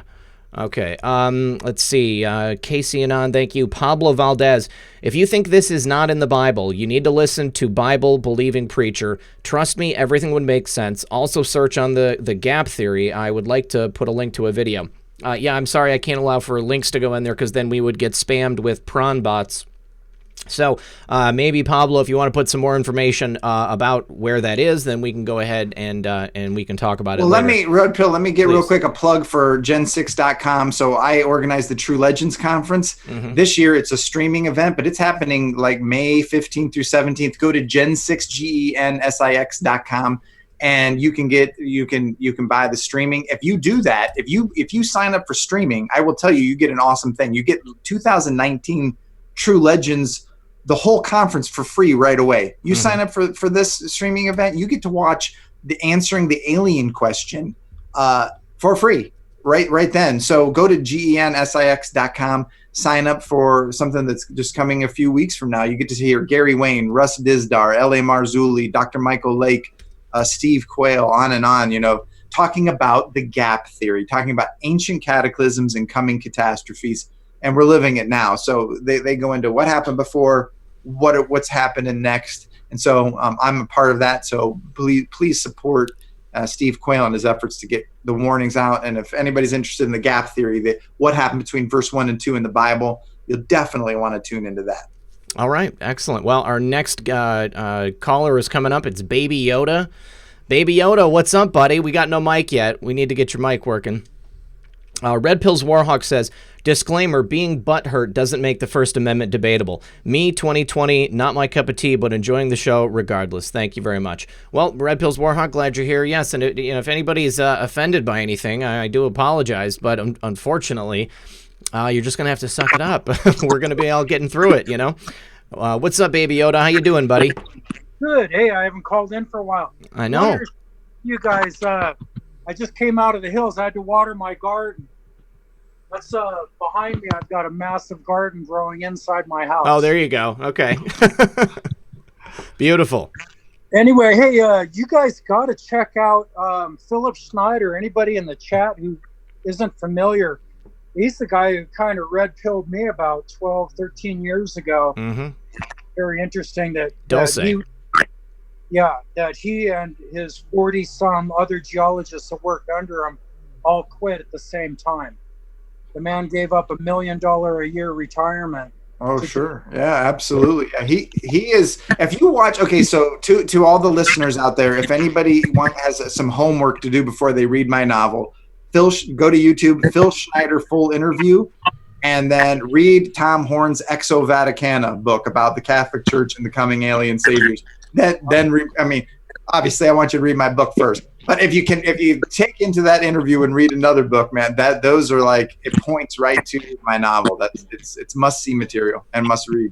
So, Baby Yoda, when you say that Phil Schneider red-pilled you, are you just mean through his work, his speaking engagements, or did you actually meet him? I was very much into geology, and at the time I was building and designing drones for long distance, like 150 miles away.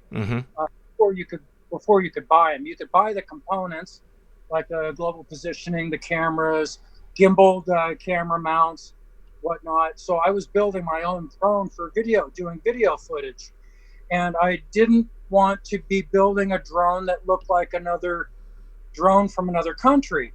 So I'm on YouTube, I'm on the internet, and I'm researching, and back then you used to get pop-ups or recommendations from YouTube, and YouTube actually recommended Philip Schneider, and I got to watch over an hour of his gatherings, his meetings. It fit into everything else that I had heard and understood. It just all fit, and I started taking names and writing down names. Anything that he said that I could dig deeper on, I would, and I did. And it just led me into a place that my ex-wife asked me to actually stop researching because it was scaring her, because she believed it. I'm no longer married, but not because of that. But anyway. Things work out for the best, Yeah. So anyway, I just wanted to say a quick howdy and hello to everybody. Shout out in the chat room.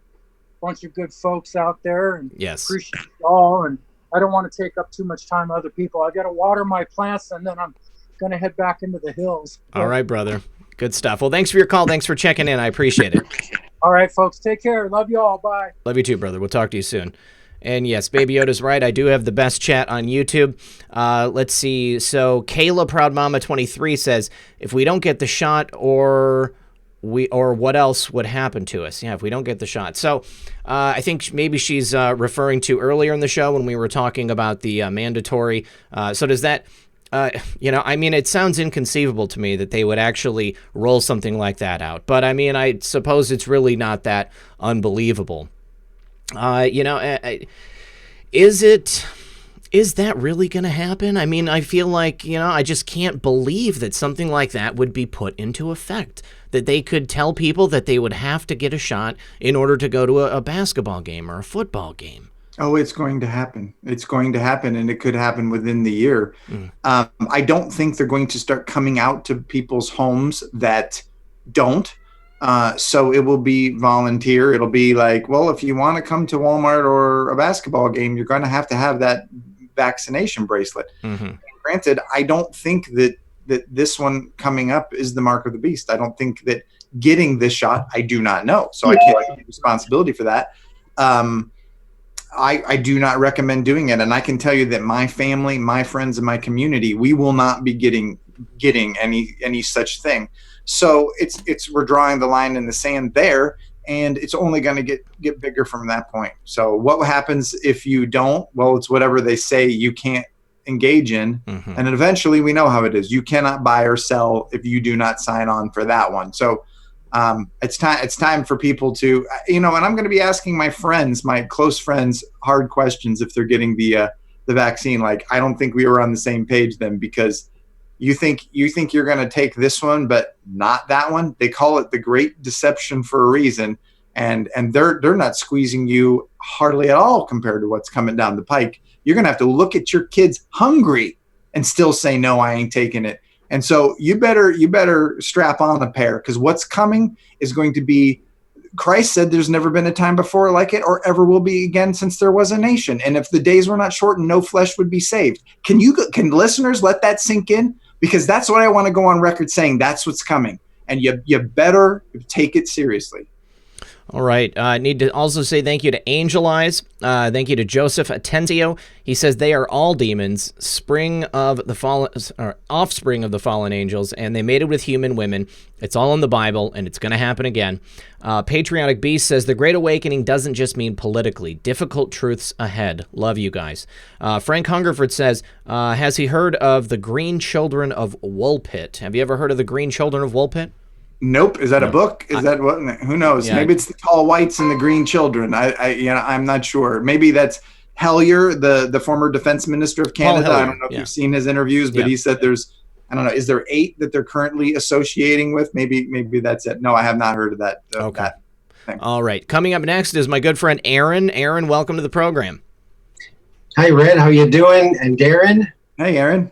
Great show. You are a very knowledgeable gentleman. You know a lot. I wonder if you've read this book, Selected by Extraterrestrials. No, I haven't, but I have read, Raptured and some of and Dr. Jacobs' work. I highly recommend people read Dr. Jacobs and so the Carla Turner PDFs. People should look into Dr. Carla Turner, who investigated the abduction phenomenon, and get those PDFs. They're free online. The Masquerade of Angels. Oh my goodness, the stories we could go into just with the Carla Turner stories. But no, I have not read that book, Aaron. So William Tompkins was a 94-year-old aerospace engineer that designed miles-long spacecraft for the Navy in the 50s, 60s, and 70s that were the very ships that Randy Kramer and Corey Goode were riding on in the secret space program. Ah, cool. Wow. He got messages, telepathic messages from his Nordic secretaries that were very beautiful, and they wore mini skirts. So fascinating. That's pretty believable right there. I'd say. The other one I read is very interesting to me, is The Alien Interview by... It looks cool. No, I have not read that either. I've heard of that one, yeah. Lawrence, have you read this one? No, I have not. I've read selections from that, but... It's a bizarre story, and there's no way to verify it, but if it's true, it's absolutely amazing. in a nutshell, the alien that survived the crash at Roswell was not in a flesh body, but in a doll body, inhabiting a doll body, kind of like a robot. Right, that's why it looked manufactured. And would not answer any of the questions the military put forth. She would only answer or speak telepathically with Matilda. And after she learned the language, she told Matilda things that humanity should know. One of the things was he told her that she was an immortal spiritual being. And she said, well, I know I'm a Catholic. And Errol said, no, you are an immortal spiritual being. And she says, well, I know, my soul. And Errol said, be out of your body. And she went above her body and she could see in all directions. And then Errol said, be back in your body. And she came back in her body and she said, oh my God, I know what you're talking about now. And she had to go to the bathroom and kind of gather herself. And I had that very same experience when I left my body. I could see in all directions. So at that point in the book, I thought, wow, that's a pretty interesting Yes, we're spiritual beings having a physical experience. And one of the things I include in Zero G's part 1 is that later in the book, the messengers bestow the first 12 of 36 truisms to mankind, what saved their race eons ago. And that alone is worth getting the novel for and seeing what those truisms are, because one of them is that, our telepathic abilities have remained latent and must be reawakened. And once we take this upgrade, we're going to get that back again, because truly, yes, these beings are going to do stuff, communicate telepathically. And that will be one of the carrots they dangle for the upgrade. Did you do the drawings in your book? I did. I'm an illustrator. And in fact, I actually got a guy named Lucas Marangon, who you can see on DeviantArt. He does official Star Wars designs for the Star Wars. I said, hey, Lucas, I want to envision 2045 mechanical exo armors. And not only that, I want them modular. They change modes, right? And I want them to make sense. So I kind of art directed and illustrated, and he did to make sure all the parts could work and make sense. So a lot of these concepts that are in that 20-page illustration, man, a lot of people have said this is movie ready right here. So there was a ton, multiple years of work just on the concepts for a written novel. But I'm a visual guy. I didn't want to write about the exo armors are only a well thought out detail. They are not a focus. There's nothing more boring than an exo armor. Who cares, right? It's about the characters. It's about these themes we're talking about. But I did not want to write about mechanical ships and suits without seeing them in my head fully. So they are completely detailed, and you could see that in the middle of the novel. Awesome. I had the good fortune when I worked as a designer for Tonka. We had the Willow license, and George Lucas's Willow, and I got to work on the toy line, the second year toy line for that, and I got to go to Lucas Ranch to preview Willow before it came out. But we also got to work on another project that never came out called Cyber, and I did a bunch of drawings, and it was really cool. Actually, I'm working on some drawings for a show I'm editing tonight for my show, and this is one of the reptilians that I drew. Cool, man. It's a really good drawing, yeah. Nice work. And this is the other one. Stack from Land of the Lost. It does, yeah. Oh, yeah. That's cool. So very nice. Cool. I can totally relate to you doing your own artwork. That's awesome. That's fantastic. I'm going to really look into your book. Check it out. Well, thanks, Aaron. I appreciate it. DarrinGeisinger.com. Yeah, thanks. All right, Aaron. Thanks for calling, brother. I appreciate it. Thank you. We'll talk to you soon. Yep. Great. Okay. All right. Let's see. Mohawk Girl says, RP in the state of New York, Cuomo made a law last September that anyone who is in any school has to get immunized to go to school. So it happened in New York State. No religious exemptions allowed. That's how I was able to, not have my daughter vaccinated, was using the religious exemption here in my state.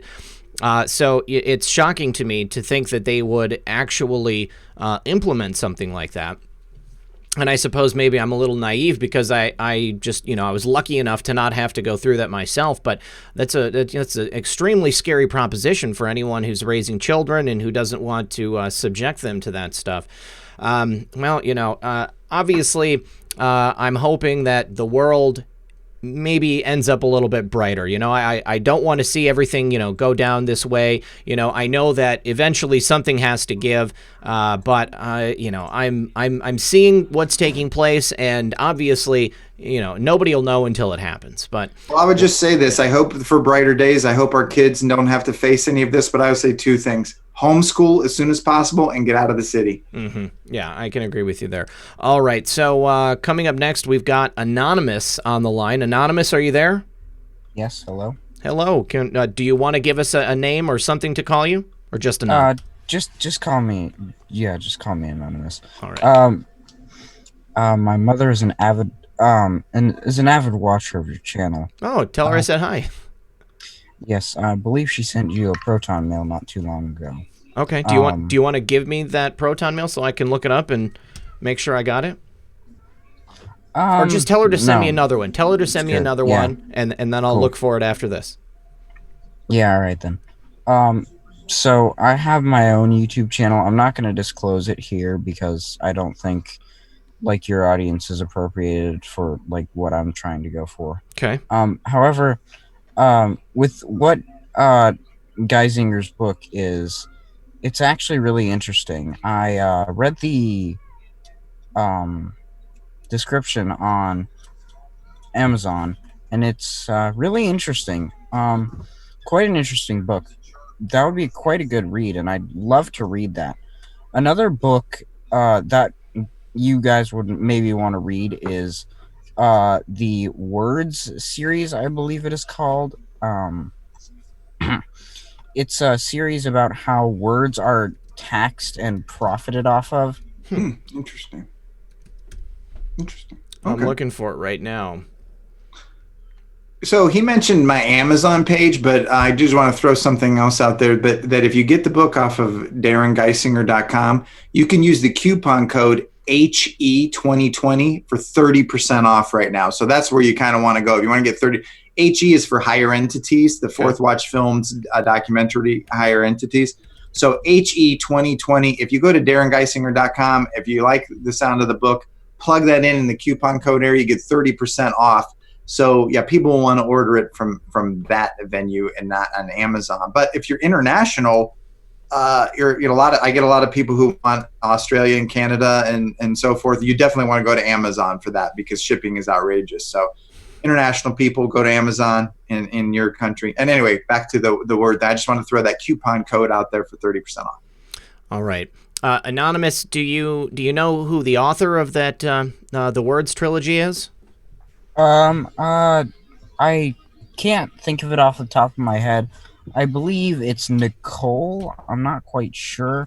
But I don't know for sure. Okay.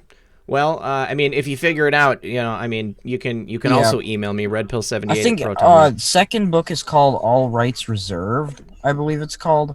All Rights is one of the book titles.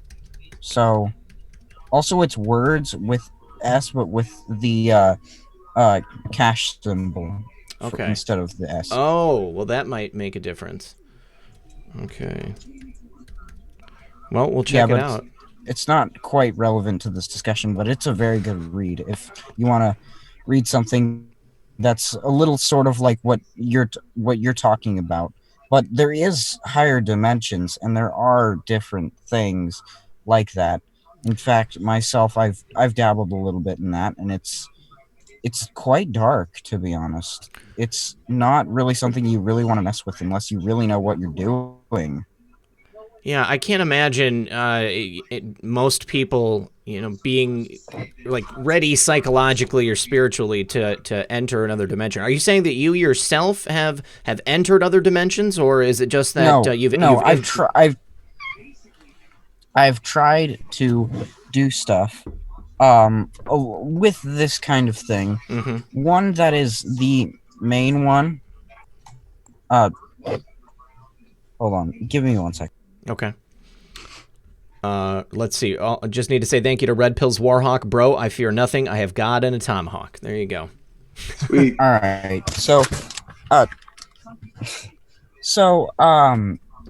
I have dabbled a little bit in it. It's not like I've been to anywhere. It's just that it's a complicated process to get there, and there is no physical way that I can see that there's any direct way. Like you can try looking it up, but it doesn't help very much. So. Well, I mean, it's a difficult subject to research, I would imagine. It's a difficult subject to research. It's difficult to go through, and yeah. All right. Well, thanks for your call. I appreciate it, and stay safe. Stay on Earth. Stay on Earth. Yep. That's funny. All right. We'll talk to you soon.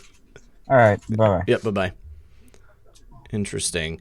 Yeah, definitely. I don't suggest that anybody dabbles with anything extra dimensional, or I think that's an easy way to find yourself. I think that's an easy way to find yourself intermixing with things that you don't quite understand, and you never know what kind of an entity is going to come through in that moment. Next call is going to be Denise. Denise is the my UK correspondent. Denise, are you there? Nope. All right. So Darrin, is this your first book? It is. It is my first book. Working on book 2 right now, and just have juggled a lot of other things in the last couple of years to get to too many. And what I wanted to do was create something that there wasn't anything else out there like it. I mean, I guess people might say that Heiser's book, it's a little bit, but it's light years different from that. It might not be everybody's cup of tea. I don't know. I made something endeavored to make something unique, and it took a considerable amount of time, but I hope there's more books in the future, but I got to get ready for the apocalypse here. So Hopefully not. Denise, how are you? I'm good, thank you. How are you? Excellent. What's your question for Darrin? Well, some of them have already been answered. One I did spring to mind was I read a while ago about the American soldiers being chased by a giant when they were bombing in it was either Iraq or Afghanistan. Have you heard about that?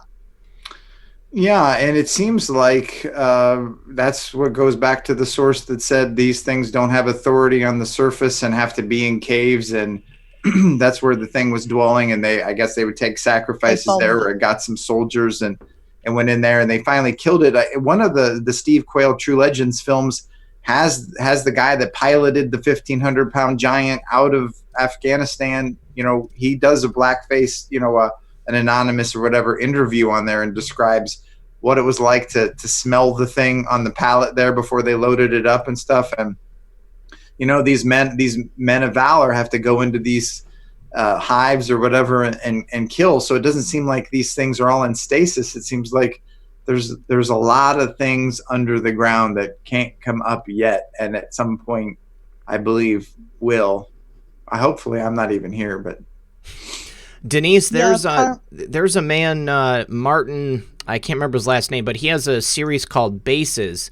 He's from the UK, and he talks about underground bases. He's got hundreds of people giving testimonials talking about this stuff. Are you familiar with that? No. I just saw that story that it was either Iran or Afghanistan. I can't remember which one it was, Iraq story or Afghanistan. They were bombing, and this thing came out of the ground and started chasing them. Yeah, I'm familiar with that story. The red-haired giant, and apparently he had been collecting, people and had piles of bones and stuff around. But yeah, apparently they brought it back to a base in America and did some type of experiments on it. And that's been happening, goodness knows, just like the craft that they've got. If we know of one thing, there's been 50. So that's happened a lot. They probably have all the giant DNA that they need right now to, who knows, they probably made them I talk about some of the creatures that they've probably made on these underground bases. They make an appearance in the novel as well. I mean, the esoteric book, the Book of Jubilees, says, and they taught the mixing of species in order to provoke the Lord. And so that's talking about the old days when the Watchers came and started doing that. Well, I'm here to tell you, they've been since definitely post World War II, whatever the Nazis started, and that with Project Paperclip went out to all the countries. Goodness knows, human cloning, which I include in the book too, I think is off the charts now. I think that they can make human clones of people and grow them in 5 months and actually would I go burn to the stake to this? I don't know. Some of it's conjecture, but chip the clone, chip the person. You can literally transfer the soul over from the person to their clone. I think that they can do that now. And the Dr. Carla Turner books talk a little bit about some of the abduction phenomenon, them doing that kind of activity. And the book of Ezekiel talks about taking men's souls captive with magic bands, whatever that means. So like Solomon said, there's nothing new under the sun. Everything has been done before. What the Watchers did and these pre-flood civilizations did, I believe there was cloning back then. There was anti-gravity and all that. It just came right back after World War II. It just, whatever it was, came back again. All right, awesome. It's things have been around a long time. There's the cave drawings in France, Stone Age cave drawings in France that they can't explain. That are actually pictures of spacecraft like the Apollo tip, and spacemen in suits with the a visor on them. Yes. So yeah. I've seen it. Around a lot. I'm a big fan of Michael Cremo, Forbidden Archaeology. The idea, I mean, what you're saying, Darrin, supports the idea that we've had resets, on the planet. I mean, there have been a number of different cataclysms that brought about a reset. We lost technology. Man started over. But yeah, I mean, it's one of those things that they're not gonna tell us. They don't want us to know that stuff. They want us to think that this is our first go around. Right, and a little bit off that subject, I definitely deal with the gravitational thing in the book. Obviously, there's a lot of it that we have fading gravity, and what does that mean? But part of that is, like I said, lying signs and wonders, but it is also about what is gravity. Towards the end of the book, I drop some bombs about the electric universe, and I delve a little bit into, 0-point energy in the electric universe, and well, I won't give any more away than that, but it's chock full of tidbits like that. That's great. I love the electric universe. Well, Denise, thanks for your call. I appreciate it. Well, thank you for letting me in, Red Pill. We'll talk to you soon. Okay, bye. Bye-bye. All right. Next caller is Julia for Freedom. Julia for Freedom, waiting for her to get her microphone on. Sojourner0703 says, first beast, revelation equals Antichrist. Second beast equals false prophet. 3.5 years into 7-year tribulation, the mark of the beast is placed on forehead or back of the hand. Tanette Booth also says, remember Land of the Lost in plain sight. So what do you think? Do you think there's any possibility that this advanced technology that we're seeing that people identify as UFOs, do you think it could just be United States advanced technology that they haven't disclosed yet, and that perhaps they're allowing people to think that aliens are here when, in effect, they've just got much greater technology than they want to admit to us? Well, that's the breakaway civilization, and I cover that in the book too. And a lot of it is, after World War II, we started the mad scramble to take, like Colonel Corso the day after Roswell, take these technologies and make our own. The Nazis had already started it, so how quick could we get it in action? So a lot of phenomenon that people see in the sky, yes, Red Pill, is our own stuff. But I think it's far more complicated than that. I don't even think we know everything that's out there. And, you see YouTube videos of craft getting out of the way while these beams go by. Like, we're trying to shoot this stuff down. They're not all friendly. Whatever's out there, yes, we're trying to catch up with them as quickly as possible. But it's not all our technology. Some of it can just jump from here to there without traveling, like just jump. And, I saw a communication with my own eyes, and the person who showed it to me had to, like, cover up the names. But this was 10 years ago. I saw this communication. It was it real? I don't know, but it was Alpha Romeo Tango 18 set, all this military jargon. It's 2 TR-3Bs circling Chicago, scanning for suitcase nukes.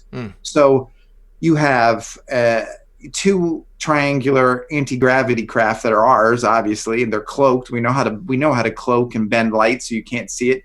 And they're scanning Chicago on some sort of suspicion that there's suitcase nukes going around. This is what's literally going on behind the scenes, and this was 10 years ago. They probably have scrapped the TR-3B by now, and they're up to who knows what. TR-10B. Who knows? So, this is why the space shuttle was destroyed and mothballed. They didn't want to go through this facade anymore. It was tremendously expensive, and it was, who knows where the thing could actually make it to, how much was a lie of that, but we have anti-gravity craft now that defy and go all over the place and can probably jump. We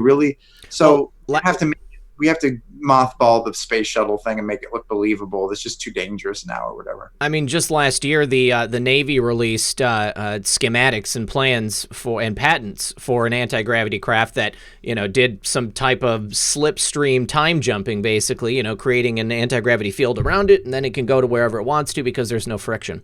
Well, we've got Julia for Freedom on the line. Julia, are you there? Julia, I'm going to unmute you. All right, it's not unmuting you. All right, so while we're waiting for Julia, we're going to pull up my buddy Chris Hawkins, bring Chris in, and hopefully Chris's microphone will be working. Chris also said Dolly the Sheep was cloned in the 80s. Yeah, it was the 80s that Dolly the Sheep was cloned, and if they were able to do that back then, how much further down the pipe have they been able to take this technology? Cloning, the 60s, cloning was going on. Humans were getting cloned in underground. Yeah, the Dolly the Sheep is to just see how people would react. Let's run that up the flagpole and see if people get mad. Mm-hmm. So how do you know that cloning was going on during the 60s? Well, no, I don't know. Okay. Would I go burn to the stake? It to me, Mengele and the Nazis and what they had going on with studying genetics, and some of the sources that say there are human cloning centers right now. You could, like I said, there could be a clone grown and you can hop into it. Alberino and I have gone over this. Tim doesn't think all of this one source is true. We've debated it and pulled it apart. But he does think some of it is. I do think some of it. It's like I witness, the elite can clone themselves, and some of them are against their wills. They're just brought there. They're chipped, and they just go to sleep, and now suddenly they're in their clone. And could that all be a great deception? If an angel appeared right now and said, "Hey, Darrin, all that story, that source, complete bunk. You can't do that." Would I fall out of this chair? No, I wouldn't. But some of the detail. And the corroboration of this one source makes me believe that human cloning is far advanced. And, the wicked, there is no rest for the wicked takes on a whole new meaning if the elite can go to sleep at night and party all night in their clone body while their real body sleeps and come back to it in the morning. I don't think a lot of them do. I think Britney Spears was probably taken to the cloning centers and saw way more than she bargained for, and that's why she went all loopy and started shaving her head off because she just couldn't handle this new world that she was. That's one theory I've heard it. Gucci Mane, that's another one. Couldn't handle her new reality of what fame was actually costing her. I mean, if people haven't seen the Bob Dylan Ed Bradley interview, just YouTube Bob Dylan Ed Bradley and watch him say, Ed Bradley say, "Why are you still doing this after all these years?" And he's like, I made a deal with the chief commander, and there is no getting out of this one. And I think for whatever, better or worse, these people who've signed in blood on the dotted line and cost themselves quite a lot for the fame that they've enjoyed. All right, Julia, you're on the air. Can we get a question for Darrin? Oh, yeah. Can you hear me there? I can, yeah. How are you? Oh, fantastic. I'm great, Red Pill. How you going? Excellent. And hi, Darrin. Great to hear some of your input. It's been brilliant. I've got a couple of questions. Just one might lead into the other, or it might already be answered for me. Darrin, with all your rabbit hole digs and finding that you're referring to the Bible, I'm just curious with including these estrial beings or terrestrial beings, how they all tie in together. And this is the big question: when these things present themselves to us, does Jesus have the authority to get rid and get them out of our lives so we still wear the full armor of God and continue on the fight for yes. freedom? Okay. So all of these beings, how do they work into the biblical narrative, and how does Jesus, Yeshua the Christ, all factor in? Well, he is divine, and he has ultimate power. And the way that the last battle is described is they line up to do war with him. He just speaks, and it's over. I mean, the fact, I don't know how, with all of their intelligence of the elite or whatever is forming this hybrid Luciferian army at the end, they think they have a chance. I don't know, but they don't. And I have personally had sleep paralysis twice where I rebuked it in the name of Jesus, and it fled immediately, startling immediately. Like, I was struggling, I couldn't hardly speak.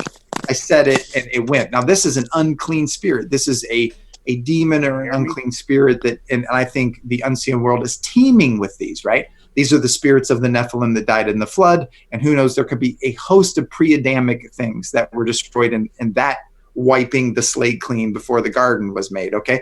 Who knows what's out there? And Paul in the Bible really talks and concentrates on fighting the war against the unseen realm. And believe me, I think our focus should be there.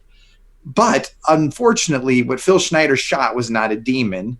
And for anybody who thinks they can wrap it all up all nice and neat in that package and all ETs are demons, it's just, these are more like a grizzly bear, right?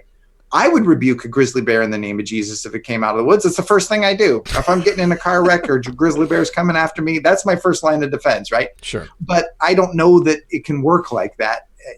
Hopefully it would, but we're not all like Daniel's from the Bible where he's going to shut the lion's mouth. We have to be in the vine. We have to be in communing with the God, the Elohim of heaven, to have that kind of power bestowed to us. So I think that's why the abduction phenomenon happens. I think that's why these creatures hurt people and eat people and abduct people all the time, because it's like a grizzly bear. They aren't demons. They are physical beings that can be shot, and they're up to no good. And this happens a lot. How does that fit into the biblical narrative? I think some of them are pre-Adamic. They were all in the earth's interior. The Thal brothers are going to come out with Hollow Earth 2, I hope, in a year and a half. Check out their other documentary, The Hollow Earth. You've got to see that for sure. Mm-hmm. But I think that it's very complicated. And for anybody on their Facebook feed who wants to just say they're all ETs are demons, that's not true at all. We need to get ready in the war for the spiritual, and we need to get ready for physical confrontation. And so there's all sorts of being. Our hope has to be in him, in the unseen. That's my number one prep is being in him and having my life right. The gospel is one of repentance. Grace, grace, grace, Jesus saves, just go throw yourself on an altar call and you're good to go, I think is a deception as great as any of them. It's repent is what the gospel is, following the commands and being under his wing of protection. And that the way is narrow. He says the way is narrow and the gate is very small, and wide is the path to destruction. So if you want to be protected by the Most High from all of these things, whether they're physical or spiritual, you got to get in the Word. You got to find out. You got to get rid of religion, all religious nonsense, and start to really understand what the Creator of the universe gave as truth. Because as soon as he started to dispel this truth, the religious people wanted to kill him, and they did kill him. Unfortunately, that was the biggest mistake they ever made. Right. That's brilliant. And because it did lead me into my second quick question, and then I'll let everybody else have a turn. Thank you. I have heard you just reference there regarding the word God and the word creator. So in my little digs and so forth, I did come across somebody using the word father, and they sort of referenced father towards the darker side instead of us using the word father as in Father God, our creator. So where would you go with those three words? The Father, the God, the Creator? Or would you have all three? Just two? Just one? Yeah, he is Abba, Father. He is the great creator. He is the lover of soul. I can't believe he cares about me and my little minuscule life. I am but a worm, but somehow he cares. He is so patient. He's a father. So I would dispel anybody saying you can't. That's why you have to get to know him. As soon as you do, you realize what a compassionate, loving God that he is. No other people have an Elohim like this, but that he gives his commands to keep us out of trouble. They're not a burden. His yoke is light. People are intrigued by this, forget religion. I'm sorry if you've been hurt by priests or religious people of the past. Try to throw it out as best you can. Go pretend you're on a desert island and look at it fresh all over again. Yeah. So basically, totally in agreement with you in most and all things. These, coming out of a grizzly bear coming out of the woods in Jesus, the authority of Jesus or Yeshua, do not attack me, please cover me in the blood of Christ and full protection. Is this the sort of way you're feeling that we're needing to stay under the wing of our great... I would do that. Of course, it does work on unclean spirits. Yes. You have to obey it. That now, would a grizzly bear or a reptilian trying to abduct you have to? If it's a Phil Schneider type thing, he was trying to shoot him. It did. It blew off his fingers and stuff. So I don't know if him using some people say they have to be repelled in the name of Jesus. I don't know if they do. But remember, this Shadrach, Meshach, and Abednego said, hey, you can throw us into that fiery furnace, and our God is strong enough to save us. But even if he doesn't, we're not bowing down to you. And it was, hey, I'll use that as my first offense. But if it doesn't work, we have to be ready. The scriptures say they love their lives not unto death. That means we have to come up with a decision here pretty soon that we choose him and suffering and the hard road for eternal life rather than give up our inheritance for a bowl of soup or an upgrade or the trick or the great deception. People better steel themselves for the big decision. All right, Julia, we got to move on to the next caller because it's almost time to end the show. Yep, cheers. Thanks, Darrin. Thanks, Red Pill. Good on you. Cheers, mods. Bye for now. Appreciate it. Julia. Thanks for calling. Okay, we've got time for one more caller, and then after we're done with Darrin, you guys, I'm going to go through the queue posts. Chris Hawkins, you're on the air. What's your question for Darrin?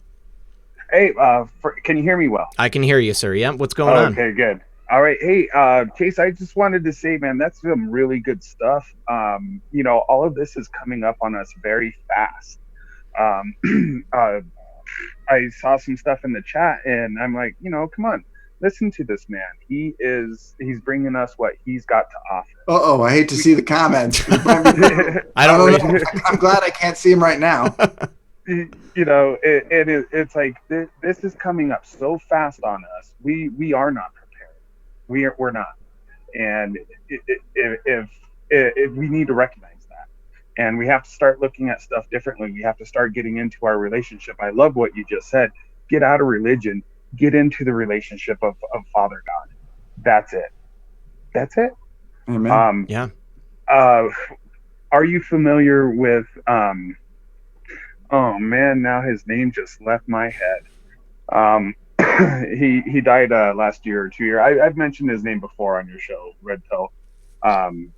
But was he kind of a prophet?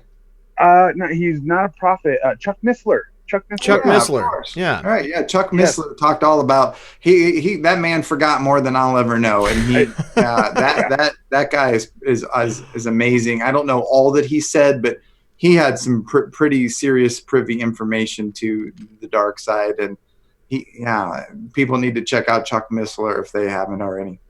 Absolutely, he is a wealth of information. Hey, Red Pill, you mind if I pray for us real quick? Please, go for it. All right, Father, thank you for this time that you've given us. Thank you for Jesus. Thank you for Jesus so much. Open our minds, open our hearts to you. Bring us into deeper knowing of you and your love for us and what you do for us and how you protect us. And that's it. Amen. Thanks, Chris. I appreciate your call, buddy, and that's a great way to close out the broadcast. All right, man. Thank you. We'll talk to you soon. Love you too, brother. All right. Well, Darrin, you had so many interesting things to touch on tonight. I really do appreciate you coming here and spending some time with us. I wanted to give you the final word on everything and tell people where to find you again.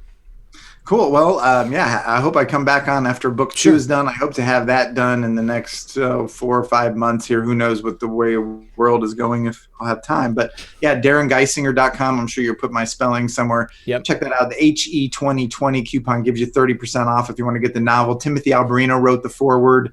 It deals with everything we talked about on this program tonight. And raisinguptheremnant.com. So raisinguptheremnant.com. You can see my wife and I put on a conference this last December with Michael Lake and Tom Stapleton. I'm not sure what we're going to do this year, but go sign up and put your email in raisinguptheremnant.com, because if we do a conference again, that's the thing we're going to do it under. If people need a book designed, I help people with their books. I've done Steve Quayle, L.A. Marzulli, Dr. Lake, Mike Spalding. Go to kingscustomcovers.com. So kingscustomcovers.com, or just reach me on my website. Just say, hey, I've always wanted to do a book. I need a cover. I can lay out the whole interior and even upload the files. So I hope people get their books self-published on Amazon. And that's it. Gen6.com for the live streaming True Legends. There, I think I got it all in. All right, awesome. Well, yes, you're totally welcome back once you get the second book done. And I just want to say thank you again for being here. I appreciate it. Thank you for going over all of these various topics with us, because I love the way you put it together in the book.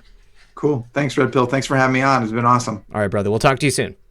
All right. Have a good night. Yep, you too. All right, gang. We're going to go over the posts from our favorite Anon. Let me just go through these last few thank yous. Let's see. Russell Walsh-Smith. I drove something away with my will is my own mind, is my own body, is my own. Casey Anon says, RP, I sent you a paper on fifth-dimensional thermal dynamics in your proton mail. It starts to explain how UFOs are phasing in and out. They are interdimensional, not interstellar. That's something that I've considered and I thought for a long time. Let me just get rid of the information on the screen. Let's see. Then Chung Lo says, went direct to Garen Geisinger, DarrinGeisinger.com, no code. I believe it's HE2020 or HE32020. And then Chung Lo, thank you muchly. Then Red Pills Warhawk says, Grizzly Bear would make a sweet coat after I rebuke it with Jesus and my 500 Magnum. Son of a Green Card says, will you tell my wife that I need to stockpile 4570 ammo for this? Yes, Mrs. Green Card, you need to let him stockpile the ammo. Ray Amaya says, hey, Red, check your email for some more important communication. I will do that when I'm walking the dogs. Chris Hawkins says, oh, my God, it's Darrin. I'm sorry I've been so distracted. I thought you said Darrin too, buddy, so no, don't worry. Linda Chastain, thank you for that. Russell Waldschmidt, great show, RP, thank you for that. Michael Cole says, look up Bob Dean at Project Camelot. Okay, I'll do that. And then Baby Yoda says, love you, brother. I love you too, my friend. All right, so let's go ahead and take a look at these posts. So we've got the American flag, which was posted actually after the show earlier, 7/16. We are ready with the Punisher skull. We've got a video from Lou Dobbs, you guys. This video is really, really interesting. And this leads me to believe that we are about to come into some major arrests. Indictments are coming. You guys, tell me if you want me to play this 4-minute video on the show. Give me a 1 if you want me to play the video. Give me a 2 if you don't want me to play the video. So we'll see what the audience says. And then after that, we have the American flag, 3983. Then 3984, we have a Twitter status. And then it says, greetings from Maryland, D.C., Hawaii, and beyond. Let's go ahead and take a look at that tweet. And here it is. This is a short video, Lieutenant Freedom, where we go one, we go all. Let's go ahead and watch this for sure. Greetings from Valley Forge and Bunker Hill across the Delaware River on Christmas night. From Antietam to Gettysburg, the Alamo to San Jacinto, Manila Bay to San Juan Hill, Bellawood to Marne, Iwo Jima to Guadalcanal, Salerno to the beaches of Normandy, Incheon to the Chosin Reservoir, Port Chop Hill and Way City, Mogadishu, Fallujah, Ramadi, and the Korengal Valley. We are the sons and daughters of George Washington, Abraham Lincoln, Martin Luther King Jr., John Fitzgerald Kennedy, Ronald Reagan, and President Donald J. Trump. We come from Europe, Africa, Asia, Australia, Central and South America, across all edges of the Pacific to the Atlantic. Oh, say does that star-spangled banner yet wave, o'er the land of the free and the home of the brave. We're in this together. Where we go one, We go all. Thank you, and God bless. Amen. I'm totally down. That was great, Lieutenant Freedom. We're going to go ahead and retweet that. Great video. I appreciate you putting that out. So we are going to watch the Lou Dobbs video. Now, the tweet says FBI corruption. John Solomon reports, says indictments may be coming this week in the FBI's corrupt handling of the sham Russia collusion investigation. America first. Keep America great 2020. Let's go ahead and listen to Lou. Tonight, investigative reporter John Solomon, editor-in-chief of his new media outlet, Just the News. John, great to have you with us. More and more is being revealed, but it's great to have you. And more and more is being revealed, but it all is much the same thing. It's all about FBI official political corruption. And this is even more emphatically damning, because it's very clear that the FBI under President Obama knew that a Russian intelligence operation was being run, a disinformation campaign, and with the help of an former MI6 operative who was at the center of the FBI investigation and effort to overthrow the president, the man who would become the President of the United States. This is outrageous. And it gets more outrageous by the day because no one's been held accountable. Yeah. Listen, in my worst nightmare, I could never imagine what would have come out this week. The level of information that the FBI had that raised red flags that they should have never, not even for a moment, entertained Christopher Steele as a human source, as a confidential informant, is now overwhelming. Overwhelming evidence. Let's think of the things we know. One of the people he was talking to was a Russian intelligence official who was under surveillance by us. They had a separate FISA on him, yet they were taking Christopher Steele's word that that was credible information. His other source disowned it. He's paid by Hillary Clinton. Some of his information is disproven right away. He exaggerates his record at MI6. All of these things came out this week. Christopher Steele should never have been shown a door inside the FBI. And instead, we sustained 2.5 years of an investigation into false allegations, put this country and our president through an unnecessary process. Unnecessary. This was an attempt to overthrow the president. This was an attempt to align the entire FBI with Russian intelligence objectives and missions.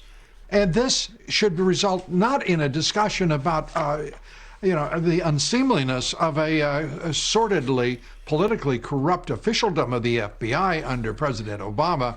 It should be about a sinister cabal operating in the intelligence agencies, the FBI, and the Justice Department to overthrow a president.